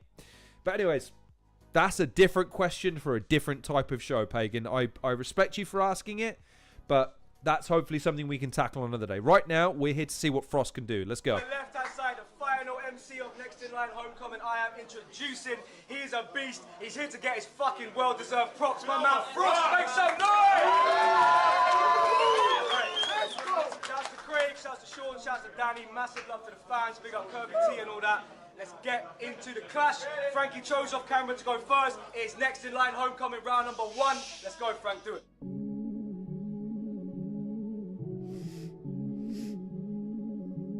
Yo, you hear me right, yeah? Can hear you fine, Frankie. Go. Here we are. Big show. Just like you hoped and you prayed. Take it in. It's a big moment. Focus, okay? Because you want this to last forever, or it could last for only a day. Because you think you got it mapped out, but then the pin won't drop on the road and his phone won't fix the place. It's cool. These are my ends, Tom. Tom, I'm about to show you the way. Mate, what are you going to talk about? Standing behind each other's battles, couple cheap nights out? Man, fuck that. I gave you your biggest battles, bro, and the scene died. Wow. Please pipe down. I mean, shit, you just battled a hype man. Sounding like me right now. Wow. you thought it was a big plate. Turns out it ain't order. I'm the guy who lights a pig up like a Hawaiian dinner. I'm just taking orders. So this is where that trash gets scraped and the plate gets watered because this fairy getting bottled since he washed up. Moving like a paid informer. Frost, I'm gonna get a snowflake kidnapped like this is Ace Ventura. Of course I caught a few digs. Is this brother silly? You keep acting animated when you battle cats, dog, and I'm gonna give you Mrs. Pipe like Ren and Stimpy. See, look, punchlines, jokes, he could never touch, man. Even with the setups, you could never hit me. I'ma manage to smoke him on the sidelines like Marcello Lippi. Fuck that. You still doing dub scandals, 60-second rounds against some hippies. I've been in the woods ready to bomb shit. I already left the 60s like Ted Kaczynski. Hit me, don't bother, I'm a show off. The referee won't stop you. I've been backed against the ropes many times. And I've cut, man, on every corner like pro boxers. Watch, because I can tell you different from the rest. Like when the plainclothes chilling. That's why I'm up here wigging out like Mark in Rainbow Rhythms. This is where the kid gets cooked. Go get the Play-Doh kitchen. And I ain't scared of nothing that you say, though. Listen. Vegan KFC, man, that ain't no chicken. So what, you never lost, right? Around here, you won't get a trophy for that. Like a postseason match. This is just Mr. and Mrs. Smith. We were pit against each other. Jolie and Brad. I turned up to see an old geezer rap, and by the looks of things, fam, you ain't no Pete and Baz. What? Jesus, fam, you keep on writing all that soldier shit like Andy McNabb, and Starboy gonna break an ankle for that like Dallas and Dak.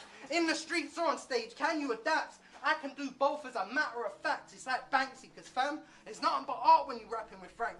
And on the low, this whole time I've been a part of your massive attack. Well, fuck that. This square getting lit up on screen like blankety blank. I got a screw loose. You best hope you got a mechanic attached that ratchet and clank.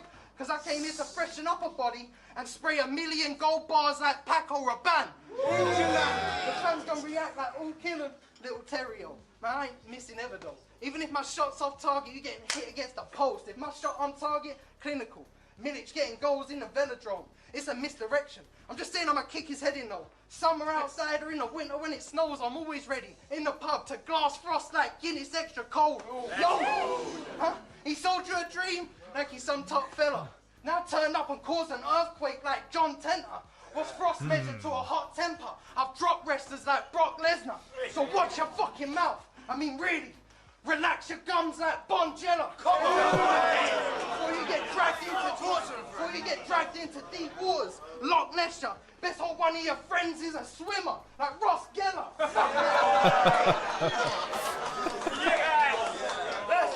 Look, I ain't gonna ever act. Look, this my don, innit? I ain't gonna ever act like all I got's hate from day. I'm just saying it must be difficult when you was always in my shadow like a rock face, and these man got to listen to Frank's wild years. Whilst Tom waits. No more waiting, brother. There you go. Yo, so I hear them say they like Frost. Let's let me pause it for a second. So that's a hell of a gauntlet to lay down first from Frankie Fraser, and as neat a test you'll ever get as a battle rapper, because again, writing second to none, he's perfectly capable of going super complex to then allowing the audience an opportunity to catch a lot of what he's saying by really juxtaposing it with simpler stuff. It's a tough mountain to climb. Let's see what Frost has got. Yo, so I hear them say they like Frost. My style's appealing, but I can only go so far. They think I found my ceiling. Had a nightmare first giz, and now he's dreaming. It's not if Frank wins, it's how foul he treats him. He ain't got the luggage to go into the bag to beat him. He don't deserve this. How's this even? Lucky for him, his mates are keeping him around. Like I ain't putting work from my feet to hit the ground. No one gave me a look, I never needed to be found. My doors open by themselves because there's a demon in his house. Like I don't need to level up, I need to keep him down. Cause I don't even like me when he's around. Bloody Frost never lost. I was born a champ. They put a face to a name, you've drawn a blank. Let's smoke. I brought the dank. Is this my last hide? And I gotta talk to Frank. It's Enforcer Frank from the Torture Gang versus the coldest Frost since records began. If we're talking pen, the ball point to Frank, but set man produce something special from the corner flank. And that's what it's gotta be. You play me online and I've gotten out my seat. I've got this test covered, you can't copy off my sheet. He thinks he's in a zone that I'm not about to reach. But you climb any mountain and Frost is at his peak. And Frost is at his peak. You gave me a shot, now I'll make you chew it out. Attempt on his life, Frank still shooting off the mouth. Don't go too far, blood. I'm local to your house. We're both from the bits, so we know what who's about. You from the ends, but you like wrestling. You a good guy, Frank. The fiends I send, don't let them in. They look like that. That's good. All right. Come on, Joe, that's a pretty fucking good response, man. Even again, you know me. No, that's a hell of a response. I think the framing it as well, the idea that he'd given himself the mountain to climb, that's the Shuffle T method against Shotty, where he's acknowledging the perception of the fans, but he's then building to the crescendo and then delivering on the expectation of it. Very, very good stuff. Might give that first round to Frost, to be honest. What do we think? I mean, because again, Frankie is almost flawless with delivery and his writing is second to none. But I think for the highs and for the moments of the... I'd probably give that... I'd edge it to Frost. What do you reckon? There's 5 of you watching. I'm not scoring this by myself. Let me know what you think. Again. Yeah. Haddershrooms, yeah. Again, it's very subtle. And again, if you ask me to quantify it, I'd need a minute. But the general feeling I got from that was I think Frost took that first one, man. So it's back on Frankie. I dare anyone to come and step in the field. Oh, if you reckon he's not even finished. I'm grading his fucking round and he isn't finished yet. Sorry, my bad. Then I bet that I will. Yeah, my name's Frost, but I ain't ready to chill. Don't let me get to my chopper like the Predator film. If they're standing with you, then it's getting them killed. Don't make your dogs turn coats like Cruella de Vil. Frankie's fucking loving it too. Standing with me, blood. Show me where my challenges are, then I'm on to you. And any cap you let pass. I want to Shakespeare's because you never advance on your craft. You should be the Spears Black Panther. You should be the Spears Black Handle Wakandans have on their arms. But his spear is just a stick and he sanded it sharp. The bulldog got a muzzle, man got a mask. I'm with the extra shit. And the millman catchphrase, are you having a laugh? Ralph Cifaretto, I'll pull his wig off and stuff man in a bath. That's a body on ice, a cold case coming. You ain't got nothing nice to say. Don't say nothing. Props for a fucking Sopranos reference that isn't Tony and maybe Syl. Ralph Cifaretto. Fucking hell, I never thought I'd hear a Ralph Cifaretto reference in a rap battle. Jeez. I just added to it. I still give the first to Frost. So there you go. Round 2 on Frankie. Let's go. I suppose it's because if we was at home, I'd embarrass it. We could even roll up to Stamford Bridge. I'll still send him right back since he old as Ivanovic. I'm saying, come on, all jokes aside, you really think Frank is losing his job to Thomas in Chelsea? No, I'm not having it. No one could manage it. His name's Rowan, mate. It ain't Rowan Abramovich. You should have never battled. You should have never battled Giz. Clever Until bastard. then, career going top bins like a Figo curler. But now it's going downhill like a ski slope learner. You couldn't hack it in the game with a cheat code server. Never lost. I'll make sure the police won't search for the scene no further. He's just gonna wind up missing like T-Bone Werner. Don't Flop was always partial to the old football bar, weren't they? Like a learner. I'm here to show skill. Plus, I'm a different level of hot-headed that most feel. I'm talking 16 million Scoville. I got no chill. Pussy better hope he brought whole milk, because even if I wing it and take this life, you're still getting Frank's red hot style. You never lost? Well, shit, my accolades are cemented, even in this very room, and I never lost them like Lennox titles. This about to be a dog walk, pussy. Come down the pet shop aisle, where you get dragged for that trash, like a desktop file.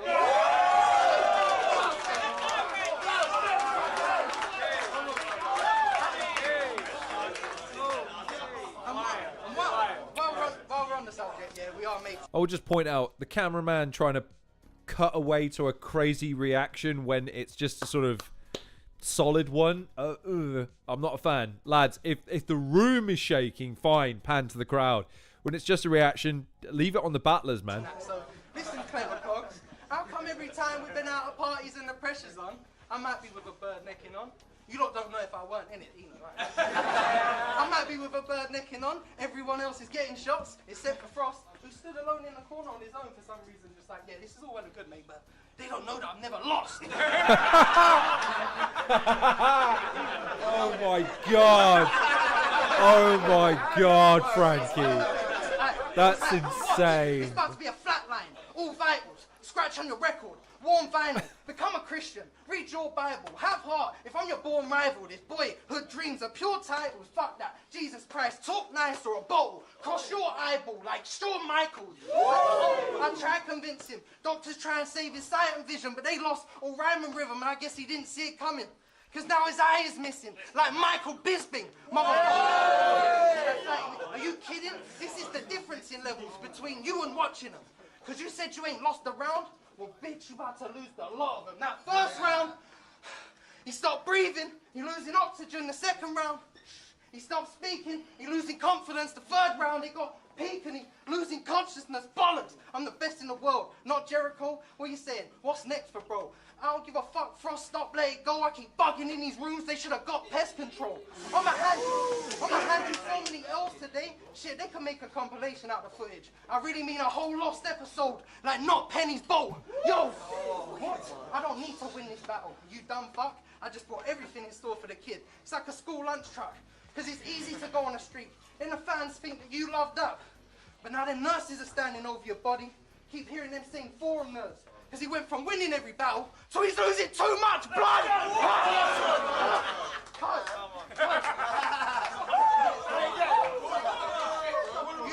You said nutmeg push-up legs. And honestly, I can't test that, you know. I've been trying. You got me thinking I should step back and go. R9 in a pastime. Step back and go. Elastico. Against Lazio, he acts the GOAT, but he's just here to take part.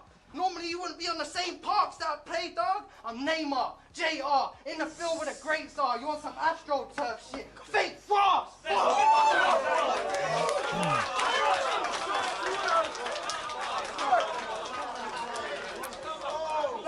He's still going. He's still going. You really gotta get your Bible out for this one. And you gotta sell these Jehovah. Cause Frost beat the GOAT, man, when hell freezes over. And I told you, right? I'm gonna throw this in for a laugh, right? I'm giving him hell though. He said he's never lost, but my record's off the wall like the Let's go, make some noise! Didn't hear that. That's a hell of a round to have to fucking climb back from, man. That's ridiculous. Fun fact, these two currently live on the actual same street in London. Well, that makes sense. Yeah. Yeah, fair enough. If that's true, fair enough. McCoy, Frost writing doesn't get talked about enough. Well, what we need, really, because I'd love this because it would help me understand the judging process from a technical perspective. We need, ideally, one of these days for a battler or for a league owner or whoever it is to take a battle. I'd love this as a show. I'd love to see Gast or someone who can pre-produce a lot of this stuff or really comb through it. Take a battle, notarize it, and present it so that we can see the intricacies, right? It's all well and good me hearing it and seeing it, but my perception of it is limited as a fan, you know? I can't necessarily pick up on a lot of the notes or the themes or the, you know, but when you've seen those breakdown videos online where people take a track and they break it down and they highlight the elements of the words and the phrases and all the rest of it, the referencing and all the rest of that sort of stuff, it becomes inherently more impressive because you understand once it's been broken down. I need to see that for battle rap. If it exists, please let me know who does it and who does it well. But yeah, Frankie has just laid the gauntlet down in that second round. He's elevated it to a large degree. Let's see what Frost has to say. Yo, let's do this. Frost, let's go. Let's go. Yo. Let's go. So they all think these are my guys and they've set me up. No, these guys have set me up. 2 weeks after we set this up, he calls me like, I've got all this extra stuff. I don't know what's left to cut. Can we do longer rounds? Like I wasn't stressed enough. Now I see the snake skin. You put something deadly on your heels like an aged pimp. You could rap for 2 or 20 minutes. For me, it's the same thing. Just more time for you to go and make some mistakes in. Because if Frank could rap clean, then we wouldn't test. But even fully prepped, he ain't fully prepped. He stumbles through his raps, he don't look his best. So the fans never get the full effect of how good it gets. It happens once or twice and we could accept. But I've lost count of the times that us served you the look of death.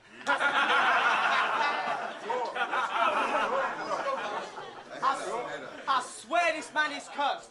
We've been outside an event and he spat his verse. Comes inside to do the battle, he's a bag of nerves. Dutch courage just made matters worse. He even turned... Dutch courage made matters worse. He even turned vegan. It hasn't worked.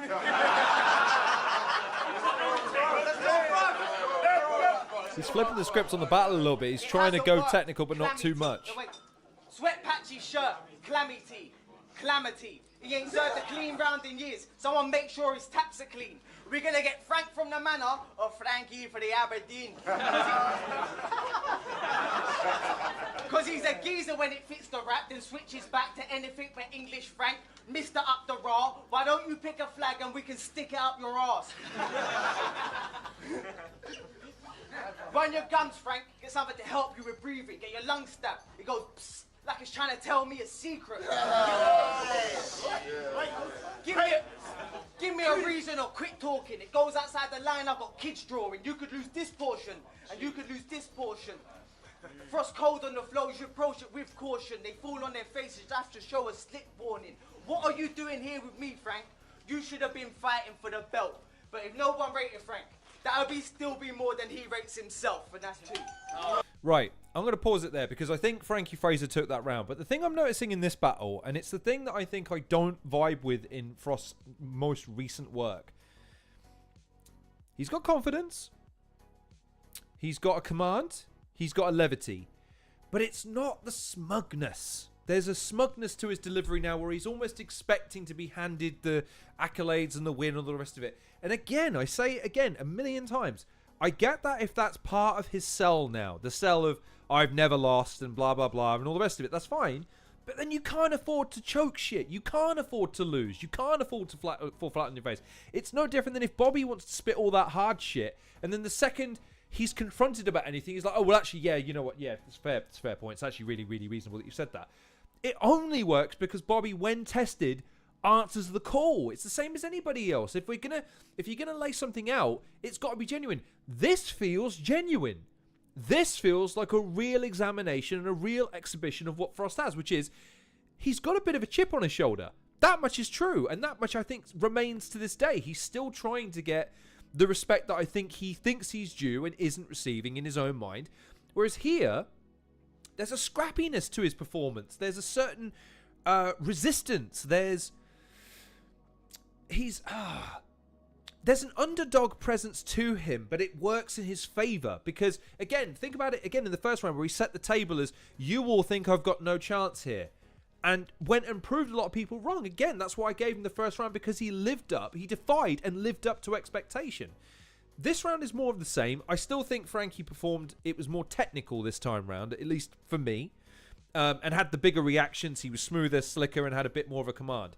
But I'm seeing why people recommended this battle. This is much closer than on the face of it I would have seen based on recent performances and my understanding of his current persona. So fair play, man. This is a much closer battle than I thought it was going to be.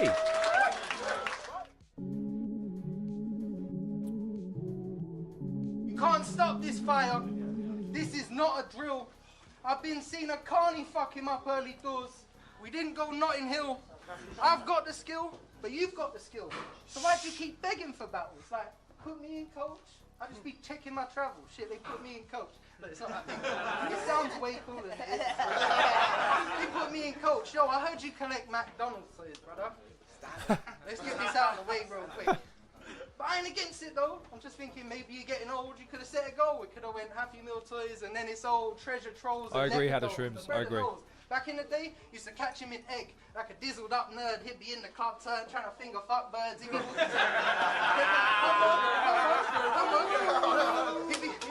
He'd be in the club turn, trying to finger fuck birds. He'd be walking to the toilet like, man, then watch this. Let me give a nug first. No spray, no lay, my brother. Give me some spurts. Shut up with that cheeky, chappy bollock. See, because before this, your battle career was falling slowly. Kids are melt. I mean, it'd go through different spells, but all his opponents did was yell. At this point, Frost frozen. He knows that winter's fell. It's like Homer's live in hell. Because until me, he had not one better name on his resume. They just fed him all the donuts in the world. Well, so if that talk hurts, walk first. The rise is great and the fall's worse. You get dropped on your back. I'll turn Frost to a pack like the school nurse. It's all dirt. I ain't champagne and Skittles like the teachings of Del Boy. I just cooked, uncle. I ain't speaking about Elroy. Now your bags are packed. You down for the count. You ain't beating the bellboy. I'm shutting the venue down. I want to hear sirens, alarms. And when I take us all out, them horns are going off. And I'ma see you in hell, boy. I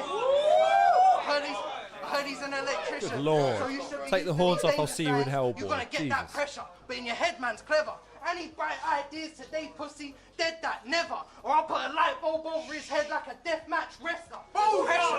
But this is more than rapping. You try to bring beef to me, I'll bring a cattle skull to your yard. Let's talk black magic. See, you had a little buzz, boy, but now you gotta pick your feet up for all that dragging, or you getting wrapped up in the carpet for all that static. Madness. A couple weeks ago, you came in here and you made an arse out of yourself. Like lipo, bro. And you didn't even want to do this battle, but you signed up though, motherfucker. I could have killed him with leftover shit from when I cut Tone, but that bag would be just sitting on the fence. I'll be making bars out of this body like Fight Club soap. Yo, huh? He does a lot of gun and drug bars, and I can't lie, I think the shit's mad cool. It's got me thinking, what if I did that? I mean, I'm a bad motherfucker. I can kick ass too. Like Bad Motherfucker was in Kick Ass. Look, it's a bit Americanized, bro, but it's man's fault. But real talk, I'll keep it nursery level for you. I had pigs in my yard, because I was trying to blow through bricks like a big bad wolf. have medicine in an emergency. He got cracked, work the B, yeah, right, course, mate. Yeah, round the way we have to serve the fiends, and the addicts worship me like Alan Kirbysley. This is the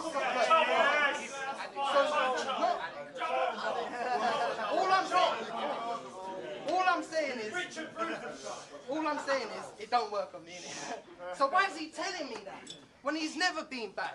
I'm done with his friendly shit. I'm talking from now on nothing but bodies, death and screams. I'm talking spill his whole guts, have it looking like a severed beanbag.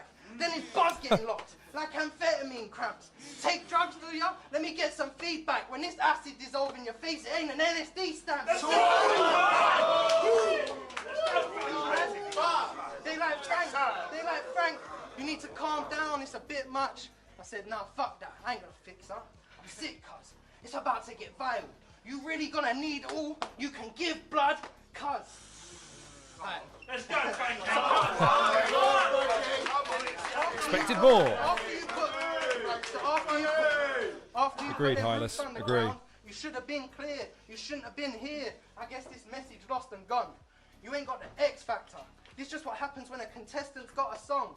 I ain't saying I never rock with Tom. Why am I the one with the very shot is from? Motherfucker, I shouldn't be setting off the dogs. You should be setting across the pond. But fuck it, right now, they act like I don't look or sound like I get it popping. Stop, you never judge a book by a cover. Unless it's the Necronomicon. Fuck it, out of here. Yeah, fuck it. Okay. I think Frankie ran out a little bit of steam towards the end in terms of the composition. His earlier part of the round was much better, at least for me, anyway. Also, that is a sick hoodie. I'm jealous of that hoodie. Anyways, let's see what Frost has got. So you got a nose piercing and a lip ring. We're gonna chalk this one up for Frost as a big win.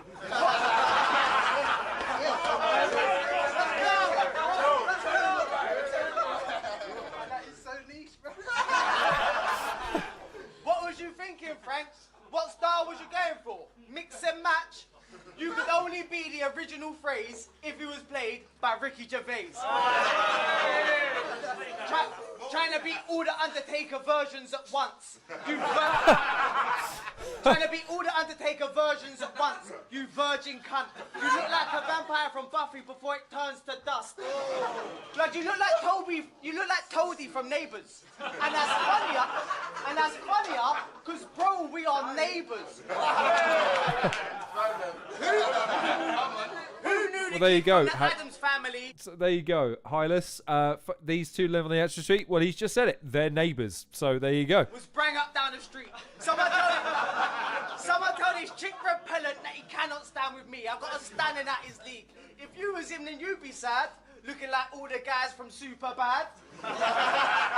But Frank's hard though, he's on shit. But his heart though is soft shit. He laughs when he's got chicks, but cries hard when he's lost it. He becomes Stan Marsh with the goth kids. He would love to live the life that Frost lives. I'm saying though, it wasn't always this way. But right now, if I gave you my shoes to go and walk for the day, you would feel awesome. It's great.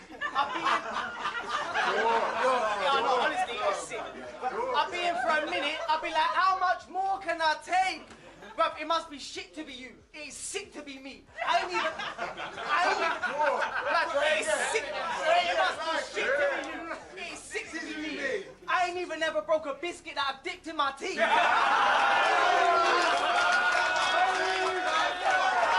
That's the most gangster thing anyone's ever said in a rap battle before. Fucking hell, lads.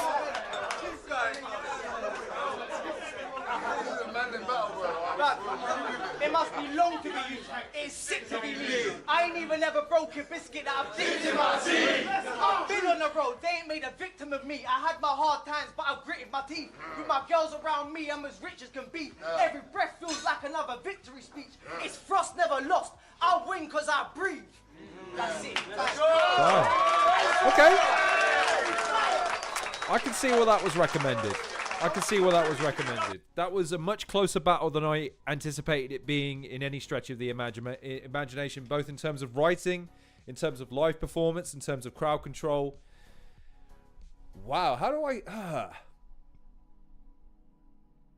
He probably got the bigger reactions in the third, didn't he?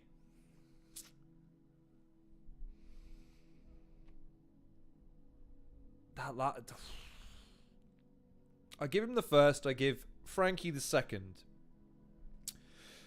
I think Frankie's first half of the round was better, and it was better written, I think, than Frost's third. But Frost's third seemed to connect with the audience more. And again, there's a lot to that. Yeah, I'm probably leaning that way, Hadda Shrooms. I'm probably leaning that way. It's difficult to look past, again, what lands and what doesn't. I mean, again, it's all well and good appreciating the art and the craft and da-da-da-da-da, but it's still got to get traction. It's got to elicit a reaction. Yeah, I'm probably inclined to... So, yeah, that's a 2-1 win against Frankie Fraser, of all people. Wow. So, there you go, man. This is the thing about Frost, is that Frost is perfectly capable of pulling a performance like that against a competitor like that. Who, if you had Frankie Fraser in the tournament, I think you'd consider him one of the favourites, and you've just seen him lose. Very tight. Real close. But, yeah, I'd give that to Frankie. I'd give that to Frost, even over a competitor like Frankie Fraser. So there you go. Okay. I think what you've seen there from Frost is, again, when he's in the right framing, the right temperament, and the right delivery, he does embody that sort of underdog, gain momentum, nick it at the death mental, like, never say die attitude towards the end of the battle, right? Even though it's still closely contended, refuse to give up the battle. If he can bring that to the tournament, that gives him a fighting chance against anybody. Again, if he can write that way, and he can present that way, and he can maintain that demeanor all that way, okay, fine. I think, though, what I've seen in recent times is, like I say, that overconfidence has betrayed him. Like I say, I know it's a joke, the whole I've never lost thing, and the bravado of it. But I get it. I get this idea of, I get this idea that you need to project, you need to sell in order for people to buy it, and blah, blah, blah. But when you fall short of that and you expose yourself, you're giving your opponent too much to work with in my eyes.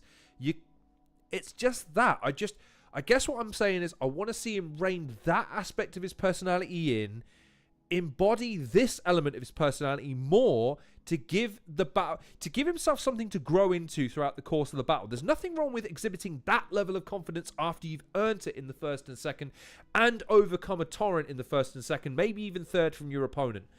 But to kick off the battle like you're already too good to lose and then you choke and stumble as bad as I've seen him do, it doesn't bode well.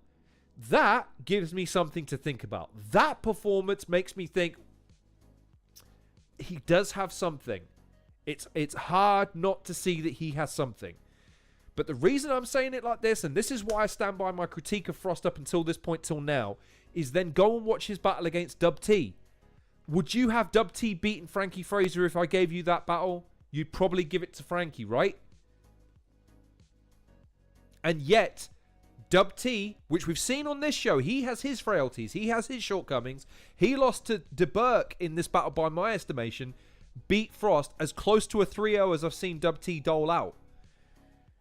He has to mind his P's and Q's as far as that demeanor is concerned. That's all I'm really trying to say in my long-winded, over-exacerbated way. Well, then why didn't we watch that one then, lads? Why didn't we watch that one? Frost versus Shawnee B. I haven't seen that one, so I'll have to take your word for it. Or I don't remember seeing it anyway. So there you go. Anyways, right, so that's Group D. So let's break this down. Okay? In fact, let me go one further. Let me pull. Let's go September matchups. Since I don't have, because what I'm going to do is I'm going to wrap in about 10 minutes. 3.5 hours sounds like a nice round number. McCoy, his second round versus Shawnee B is incredible. I'll take your word for it. I'll be more than happy to check it out one of these days when I have a bit of time free. Still got to get a reaction. Still got to get traction. Get a reaction. Bars. So don't mess with me, lads. I'm a veritable monster here in the let's not even finish that sentence. No one's going to buy it. Right. My computer's choosing to load an image and throw a paddy. Fucking hell, this laptop's shite. Right. Come on. There we go. Right. I will cut across once I've zoomed. Right. There we go. Right, so what do we got? So, let's find this group. The first battle in this group. Frost versus... So, Frost's first battle is Caveman. That's going to be... Frost versus Caveman is a hell of a battle for both of them to kick off with, because I think stylistically there's not a lot for both of them. I would have probably wanted to see that matchup a bit further down the line. That also means that... Let me find it. Where is he?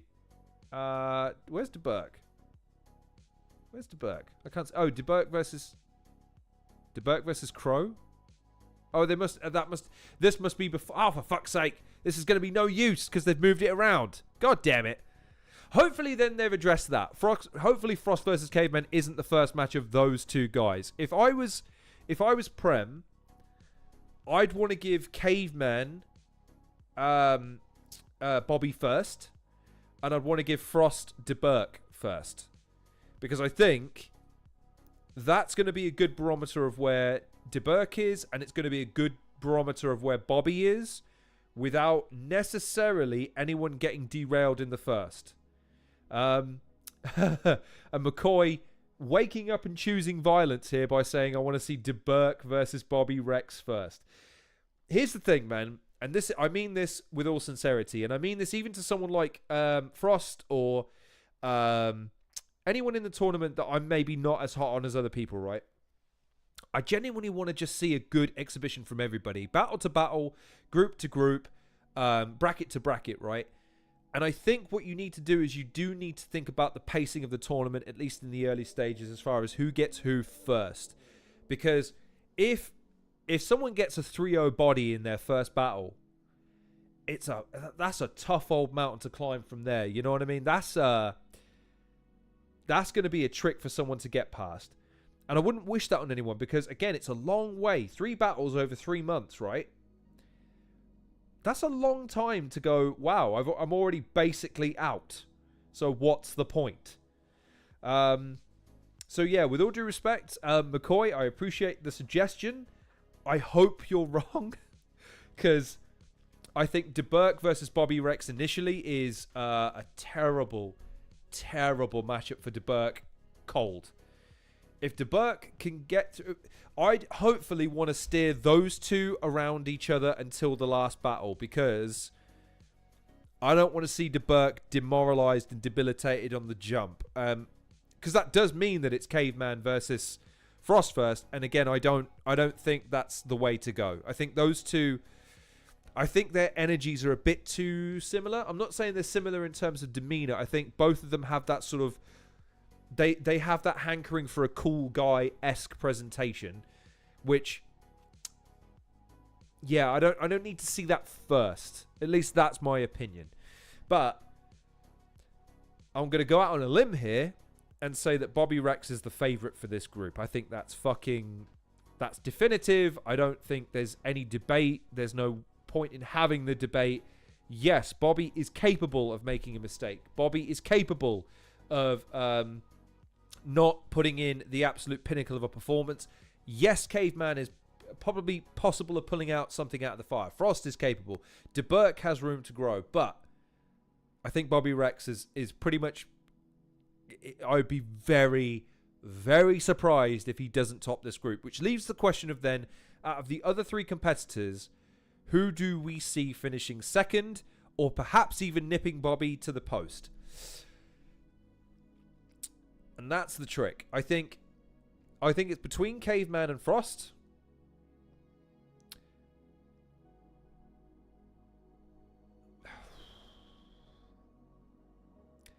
If you'd have asked me before this stream, I'd have said Caveman. That battle gave me something to think about from Frost. David thinks Bobby's going to win the whole thing. Hey, David, if that's the case, you're going to see him in the final, my friend. Because you've got to go the whole way, remember? I still think I'm going to pick Caveman. I still think Caveman has too much dynamicism. I get Frost has probably got more skills as a writer based on what we've just seen there going toe-to-toe with a renowned writer in Frankie Fraser. I just think, though, that Caveman is going to be able to adapt to more situations. He's going to be able to handle the pressure of the situations more. He is going to create more moments. And I think, again, the framing of the tournament is to find new stars and to put them in the presence of people who have not seen them before. And I think... Okay. I'll deal with that in a second then, David.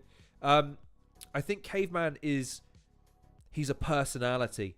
He's got charisma. He's got genuine aspirations to just be a good dude and be a good performer. He's not... I don't think there's a way you can hate Caveman. And he's got the skills to back it up. I think that's going to carry him quite far too. David, on the other hand, he thinks different. He thinks I'm selling Deburke short. So, David, the question I have for you then is, do you see Deburke? Deburke's sick, but his group is nasty. So, but this is right, guys, and I need to say this. And I was saying it to the competitors yesterday. Look, I get everyone wants to shake hands and be nice.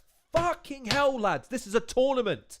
I need to see some aggression. I need to see some passion. I need to see some fucking advocacy for their own chances. None of this fucking diplomacy bollocks. Who wants to win it? Who wants to stick their hand up and say, me? Give me the title. Give me the check. Give me the opportunity. Fuck everyone else in this tournament. By announcing that they're in this tournament with me, they're now my fucking enemies, and I will destroy any one of them to get to the fucking final and take home that glory. You got time to shake hands and fucking hold hands, skip through the fields after the tournament is all said and done. But again, lads, remember one of the critiques of the current era of UK Battle Rap, that people don't buy the conflict of it. They don't buy the combative nature and the competitive nature of it. They see too many of them as friends. They see too many of them as colleagues, and it's too political and too whitewashed in terms of its disposition towards, well, I can't say that because that might upset this person. Give Dub T his due, okay? I get that it backfired against him in the Deburke battle where he referenced, oh, I think I could beat Shotty at one point, or whatever he said. But I at least appreciate that he's willing to say something that gets up people's noses, because at least he's willing to say something that might well be proven true one of these days. Rather than sitting and holding his fucking counsel, keeping things to himself and trying to wait for anyone else to make the first move before they move. The first person through the fucking wall gets their teeth knocked out, lads. But someone's got to go through the wall, otherwise you'll stay confined to where you are now. And the whole point of this tournament is to break down the paradigm of where we are right now. I need to see some of these battlers in this tournament grab this opportunity with both hands and go for it. I need that. If this is just a protracted series of short circuits and undisclosed and apexes and plug events that were just pre-recording, what's the point? This is to change the landscape of not only Prem but UK battle rap in this country. It has to be adversarial. There has to be conflict. There has to be something. I'm tired. So tired. Now go into your rooms and think about what you've done. Very disappointed in all of you. I like how I'm telling off two guys that are going to be in. I don't know if Pagan's still in the chat. I'm telling off two people that are actually in the tournament. That's hilarious. Anyways, I see Deburke. Wow, David. Wow. Okay. David, I'll read this quote because maybe this is something where I leave with egg on my face. David says, I see Deburke beating Frost and Cave, genuinely. But Deburke is laid back. He doesn't need to shout from the rooftops. He'll just deliver on the day. Okay. David, I'll say it once more. I don't disagree with you in the current context of UK battle rap. But we're not talking about the current context of UK battle rap. We're not even talking about current battle rap fans. We are trying to find people. We're trying to get people in. And if people are not given a reason to care, I guarantee you, I most assuredly give you my own personal money back guarantee, they will not. They won't care. You have to give them something to get their teeth into. And if nothing else, Battle rap back in the day got you to care because you genuinely cared about the rivalries, the what ifs, I want to see this battle guy because they settled their differences. These two don't seem to like each other. I want to see them battle because I want to see what they both have to say about each other when given license to. It's not just about who we think is really skillful, lads. There has to be stakes. There has to be something to lose, and there has to be something at stake for the people in the tournament. And David, I tell you what, David, here's the thing, right? This is what's beautiful. This is what's beautiful about this, right? David is a participant in this tournament. So not only will David have his chance to come and state his case for his position in the tournament, the lad will also get to push back against my opinion. Bookmark this moment, ladies and gentlemen. This might be the moment where David and me come to blows. Wow, wouldn't that be something? David comes on here. Caption, David puts smug YouTuber to rights. I look forward to it personally. Any excuse to get David on and have a conversation. That'd be fun.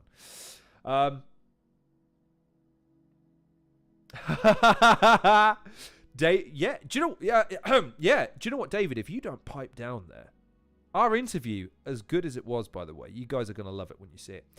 As good as it was, I'll press that button with nothing short of sexual relish in watching that delete and be ever cast to the winds. That's hilarious. Listen to Angie, David. Listen to her. Don't test me. Don't you come to me, the single least important member of the UK battle rap media, with your opinions and contrarian, viewpoints and your skill, and think that has you. I can yell louder than all of you. That makes me right. David, that was wow.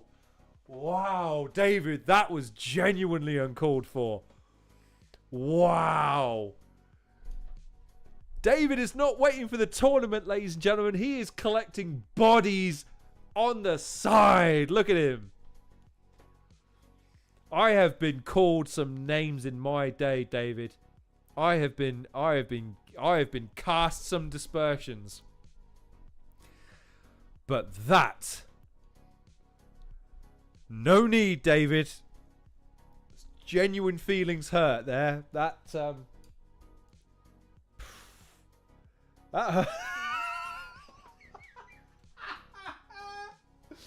Wow. I wonder how long David's had that one in the chamber, like just waiting. Oh, I can't wait until I disagree with Law and I'm going to have this one ready. And he's sitting there waiting. He goes, my God, this is my chance.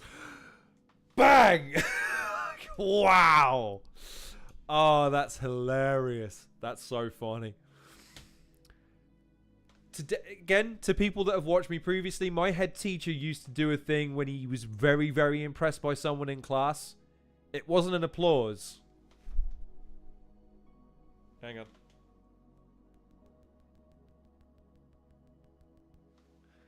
Well done, David.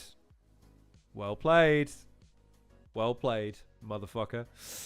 Right. Now, you didn't miss anything, Angie. I was just, again, I'm being a fan for a minute. That's all I was doing. And y'all can watch it back. And y'all can disagree with me. This tournament isn't what... this tournament isn't what I want it to be. It's what everyone wants it to be. It's what works. It's what endears the fans. It's what gets new people on board. It's what gets... Ultimately, whatever works to get the battlers booked and paid, I'm for, man. If that ends up being me eating crow the entire tournament and seeing the people I pick lose and styles getting ahead that I don't like and ultimately a format that I don't vibe with, but at the end of the tournament, every single person that I've seen go in that I like, respect, look up to, and have derived so much entertainment from, all can now look back and go, wow, not only was that tournament fun, it got us paid, and now we've got a bright future to look forward to. Let's fucking go. Let's fucking go. So, David, happy to debate you on that point. Happy to have a backwards and forwards at some point, knowing full well that once I release the interview, I lose any leverage over you, of course. but that interview is coming, so look forward to it. Anyways, back to my point. That's just my opinion. Again, as far as the group is concerned, I just think Bobby's got too much for anybody. On his day, he can beat anybody in the world. So you have to put him favourite. But then coming in second, you just have to consider not only their skill, not only their on-stage persona, not only their CV, not only their record, not only how they stack up against their opponents, but also how is a fandom going to react. And I just think, and this is just me, I think he's going to get over with the audience more cleanly and more consistently than Frost and Deburke. Deburke, as good as he is at battling, and again, I won't dispute you on that, David, he's very, he can condense a lot down, he's very rapid, he makes good points, he's a good writer. Do I like him as much as Caveman? No, there's something about his delivery, there's something about his persona I don't vibe with in the same way as Caveman, and that will factor in at some point, because we all we don't rationalize logically all of the time. Sometimes that subjective opinion, that little bit of bias, that little bit of personal preference ekes in. And I just think if you put all of those competitors in front of an audience, Caveman's the most likable. He's just a nice guy. Works with kids. Works with the community. Talented musician. Handsome devil. What's not to like? And then he's a skillful motherfucker to add. I'm not denigrating the skills of any. In fact, again, having watched all four of these guys back to back, it's incredible what a tight group this could be. Again, all it takes is 2 wins. 2 wins secures you through. Man, I just don't see that Caveman is A, gonna lose enough, and B, not have enough in the tank to get past at least Frost and Deburke. Whether or not he can get past Bobby is an entirely different prospect. Very difficult to predict that one. But do I think Deburke will beat Caveman, Frost, and Bobby? I think he could do a job against Caveman. He might do a job against Frost. I don't think he's doing Bobby. David going meta on me for a second. Hey, stop stealing my gimmick. I have it, Bobby, Caveman, Frost, Deburke, but it's worth giving credence to the fact that David is saying that Deburke is very, very good, and he's been away. He might have improved leaps and bounds, redeveloped his character, his stage presence, all sorts of things.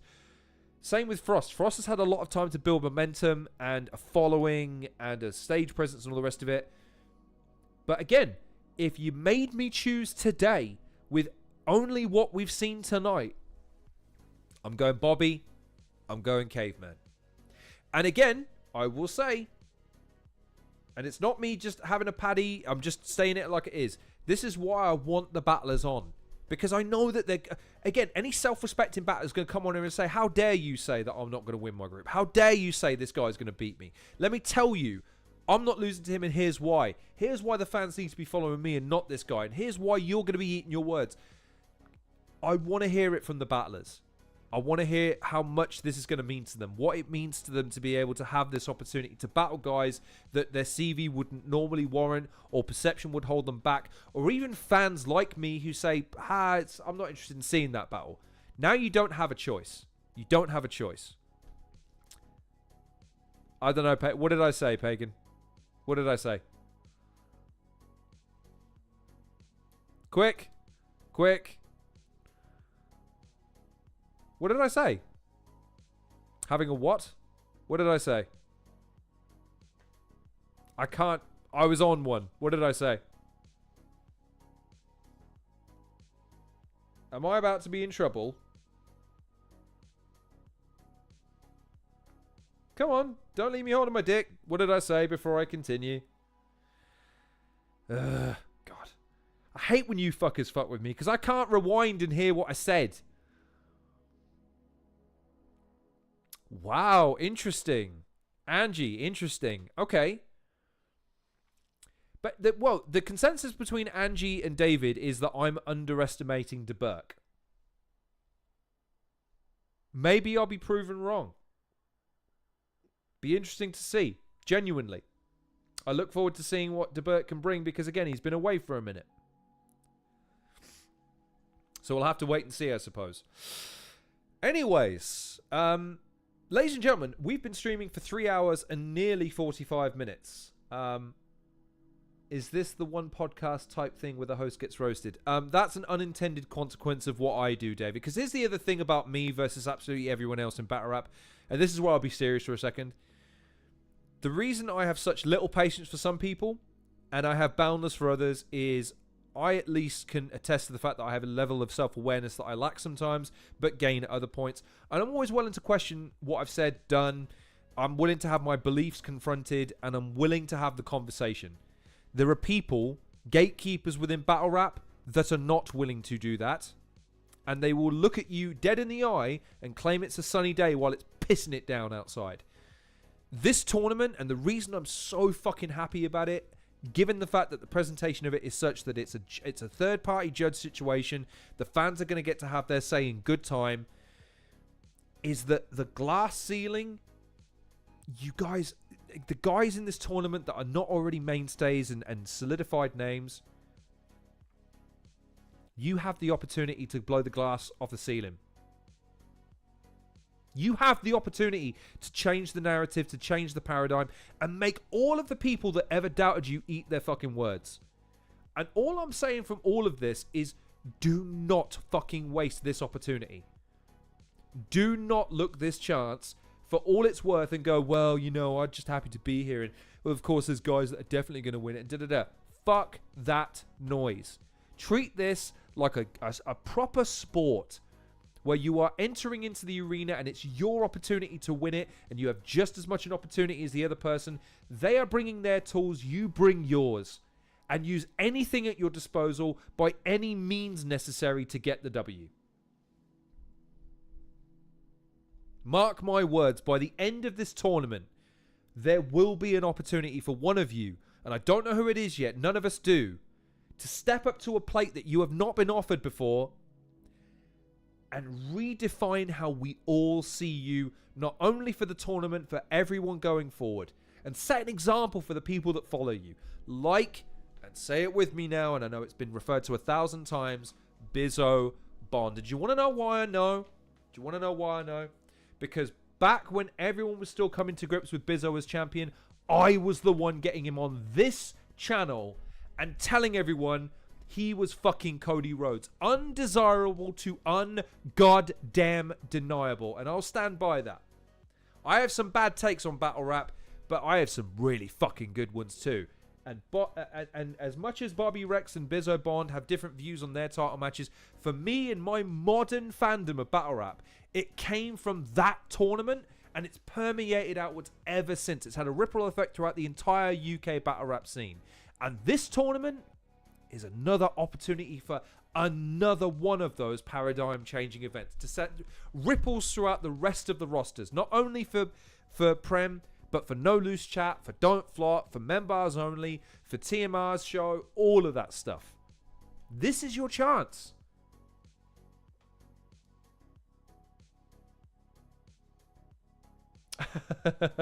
And someone's just replied with another recommendation for a Frost Battle, albeit like 7 hours too late, but never mind. Anyways, I'm on my soapbox now. I know that y'all don't want to hear this, so I apologize for wasting your time.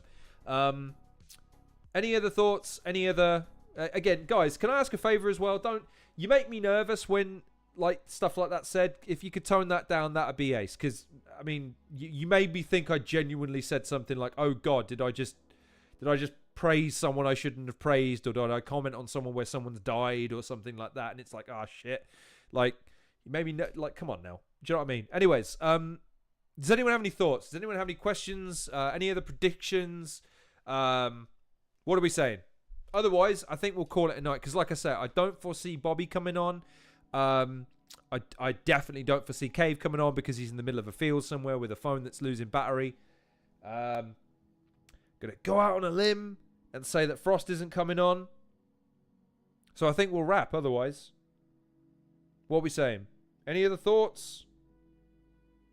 Any of the predictions? Okay, David's off. Cheers for swinging by, David. I appreciate you. And again, everybody, David's interview is dropping soon, I promise. It is coming. I will get round to it. I know you're all really, really, really hoping for it. Nope, no questions, no queries, no nothing. Cool. In that case, ladies and gentlemen. Ladies and gentlemen, boys and girls, children of all ages. That has been the Halcyon Show. That has been Group D of the Premier Battles. Where Winning Matters tournament. Now, I will not be back. Let's pull this up. So, where are we? I will not be back live at the earliest until... I tell you what, I'll let this be the last question before I leave. Are y'all up for more next week? Or do you want to take a break? Shall we come back the week after? What do we think? Because I can either come back on the 5th evening, in the evening, or I can come back on the 12th in the evening. I'm planning on doing it the 12th, or either the 5th and 6th, and the 12th and the 13th. What are we saying? Are we happy to come back next week, or would we prefer to leave it till the week after and have a bit of a breather? Don't mind what we want to do. No, Hylas, this is Group D, brother. This is Group D. Tomorrow is Saturday, and I'm taking the day off from the streams regardless of what happens. We will be talking to Red Wolf, but that's off the stream. That'll be a pre-recorded segment that I uploaded. So, cool. Okay. Is everyone happy? In which case, yeah. So I will be back. I'll schedule the next one for 7 p.m. on the 5th, and that's when we'll look at Group E. Which, if I bring it up a second, I'll tell you what. Bring this up. Get rid of that. I've had some messages while I've been on the stream too that I'll have to address, which is good. Gives me something to work with. Let's go Prem. Because Premier Battles have been nice enough to actually post the brackets now. So now we have official graphics. So Group E, that's going to be an interesting one for me because almost all of these guys I'm going to need to sample in more detail. So we've got Enigma, DeProfit, Jim Bob Gnarly, One McCoy, and Rude Boy.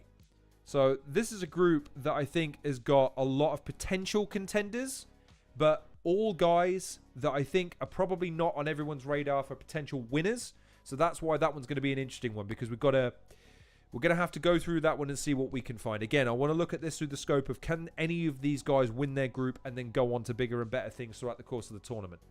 No, I won't be able to do that, Hylas.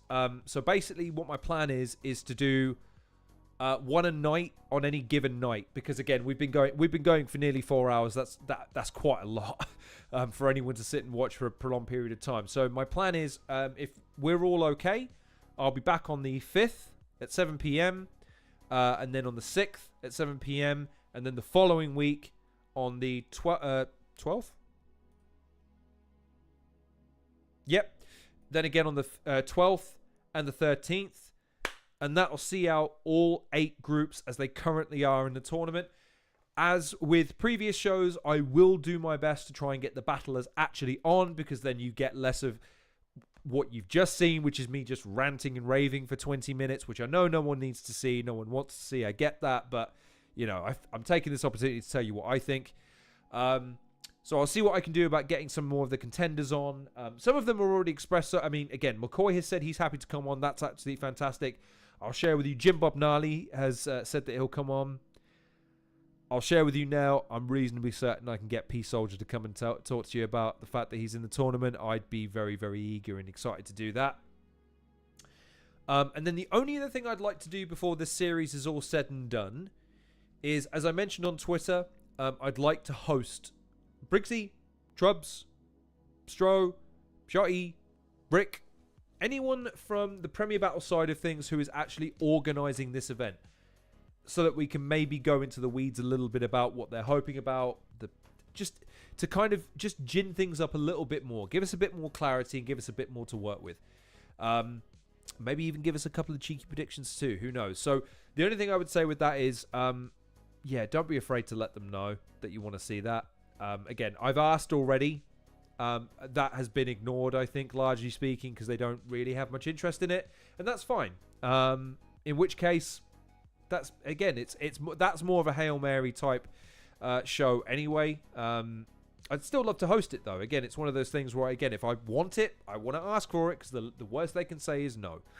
And yes, I agree with you, Hylas. Again, P is going to be an interesting conversation because, again, the fact that he's a late addition, the fact that he's in a group that I think he can win, and the fact that this tournament now has a couple of very, very well-established contenders in and amongst a bunch of guys who I think...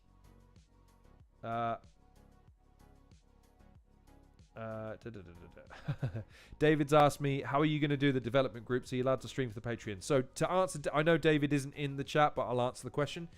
And then we really will wrap, because we're now moving up to 4 hours when I said I was going to wrap 22 minutes ago before I started ranting. So I have a couple of rules. Once the tournament actually starts, I will be a fan like the rest of you. I'm not planning on streaming the tournament in any way, shape, or form.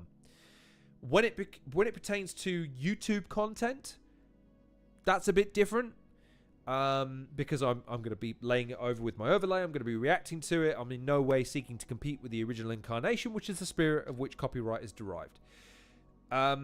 So to answer David's question about how I'm going to cover the guys who have not been showcased outside of the Patreon, that's a very, very good question. The answer to it is that I'm going to approach every battler individually and say, listen, I plan on showcasing you as part of a group. It would be nice if I could have a battle of yours to react to. I would like it to be publicly available. If the only battles that I have available to some of these guys are on the Patreon, I'm sorry, I don't feel comfortable streaming that, because, again, the whole point of the Patreon is it's behind a paywall. You're just going to have to pay for it and watch it yourselves. What I will probably end up doing, if that is all I have at my disposal, is I will simply comment on it. I will watch the battle, I will take notes, I'll score it myself, and then I'll tell you what I thought. Because, again, I don't want to infringe on anyone's copyright. I also don't want to stick my beak where it's not welcome. And again, I think as much as I know I'm not liked by pretty much anyone at Premier Battles at this point, can you imagine how fucking popular I'd be if I start pirating their fucking content that's behind a paywall? Yeah, that seems like a pretty good way of getting myself blacklisted even worse than I currently am. So let's not do that. The plan, again, is just to try and showcase battlers as best I can before the tournament starts. And if I have to do that through other means, that's what we'll do. But I'm not going to be plagiarizing anyone's content. That's not what I'm here to do. So, with that being said, to the 5 people still watching, thank you for your company this evening. I really appreciate you. To Pagan, to Hadishrooms, to Hylas, to Angie, to David, to McCoy. Let's see. Who else am I missing? Am I missing anyone else? I'm going to feel terrible if I forget now. I think that might be everyone that commented. I think that was everyone that commented. Oh, and Gaspop was in the house. TMR was here too. So to everyone who tuned in today, I want to say thank you so much. I appreciate you as always. By the way, to Pagan about again, you have to understand, Pagan. When I go on a promo cutting stream, I am liable to say some real shit. And that's why I get a bit tetchy about people having a bit of fun by saying, oh, you can't say that. Because, unfortunately, again, and I'm just speaking facts here, battle rap is filled with people whose feelings get hurt on a fucking dime. So I have to be careful. So when someone says, oh, Lorne, you shouldn't say that, I get nervous now because I really, really am trying hard. Really trying hard to be mindful of people's sensibilities. I'm trying to be as balanced and nuanced and as welcoming and understanding as I possibly can. So I'm trying really, really hard not to piss people off. And if I manage to do it anyway, man, I'm going to lose my patience because there's only so many times I can be the bigger man in these fucking situations before I need some of y'all to join me up here. So anyways, Paddy aside, that's from me, not from you. I appreciate you bearing with me with this series as I've worked it out in real time.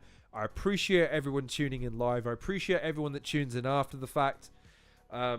Hopefully you'll stay tuned for the next series of them, which will go 2 next week and then the 2 the week after. And then hopefully that's my job done as a content creator and as a media member in getting you interested and excited for this tournament. We'll have more, hopefully more interviews, even more battles next week. And yeah, Pagan, I'm just going to take this opportunity since as you've seen, you've now made an enemy out of me. How dare you make me question myself? How dare you make me sit here sweating for even a moment about something I've said? I take it all back. I hope you lose. I hope you get bodied by every single solitary person. Not only in the tournament, I hope when you order a bag of crisps from your local corner shop tomorrow, they spit a 3-0 and they don't let you leave until they've said their last bar. I hope that happens to you now. Yeah. Thanks for tuning in all the same though. I appreciate it. So yeah, thank you everybody. Sincerely, again, this has been fun. I've appreciated you tuning in and giving me plenty to work with as far as your comments are concerned, your thoughts. Again, even David disagreeing. I appreciate it. It's good to have a diversity of opinion. It is good to have the contrarian opinion. It is good to have more than one thought process at play in battle rap. And again, not only through the tournament, but I thought through the discourse on Twitter and everywhere it takes place. I hope there's a space for everyone going forward, but time will tell. So, to everyone that commented, thank you very much. Please like, share, and subscribe. Be a dear. Share the previous videos so people can catch them. That would be lovely if you wouldn't mind doing so. Have a great weekend since it's Friday night. Get up to lots of amazing, wonderful things. Make some memories. Hold someone dear that you love. Make a cup of tea with an extra sugar in it. Fuck it. Treat yourself. Yeah. And just be good. Be good.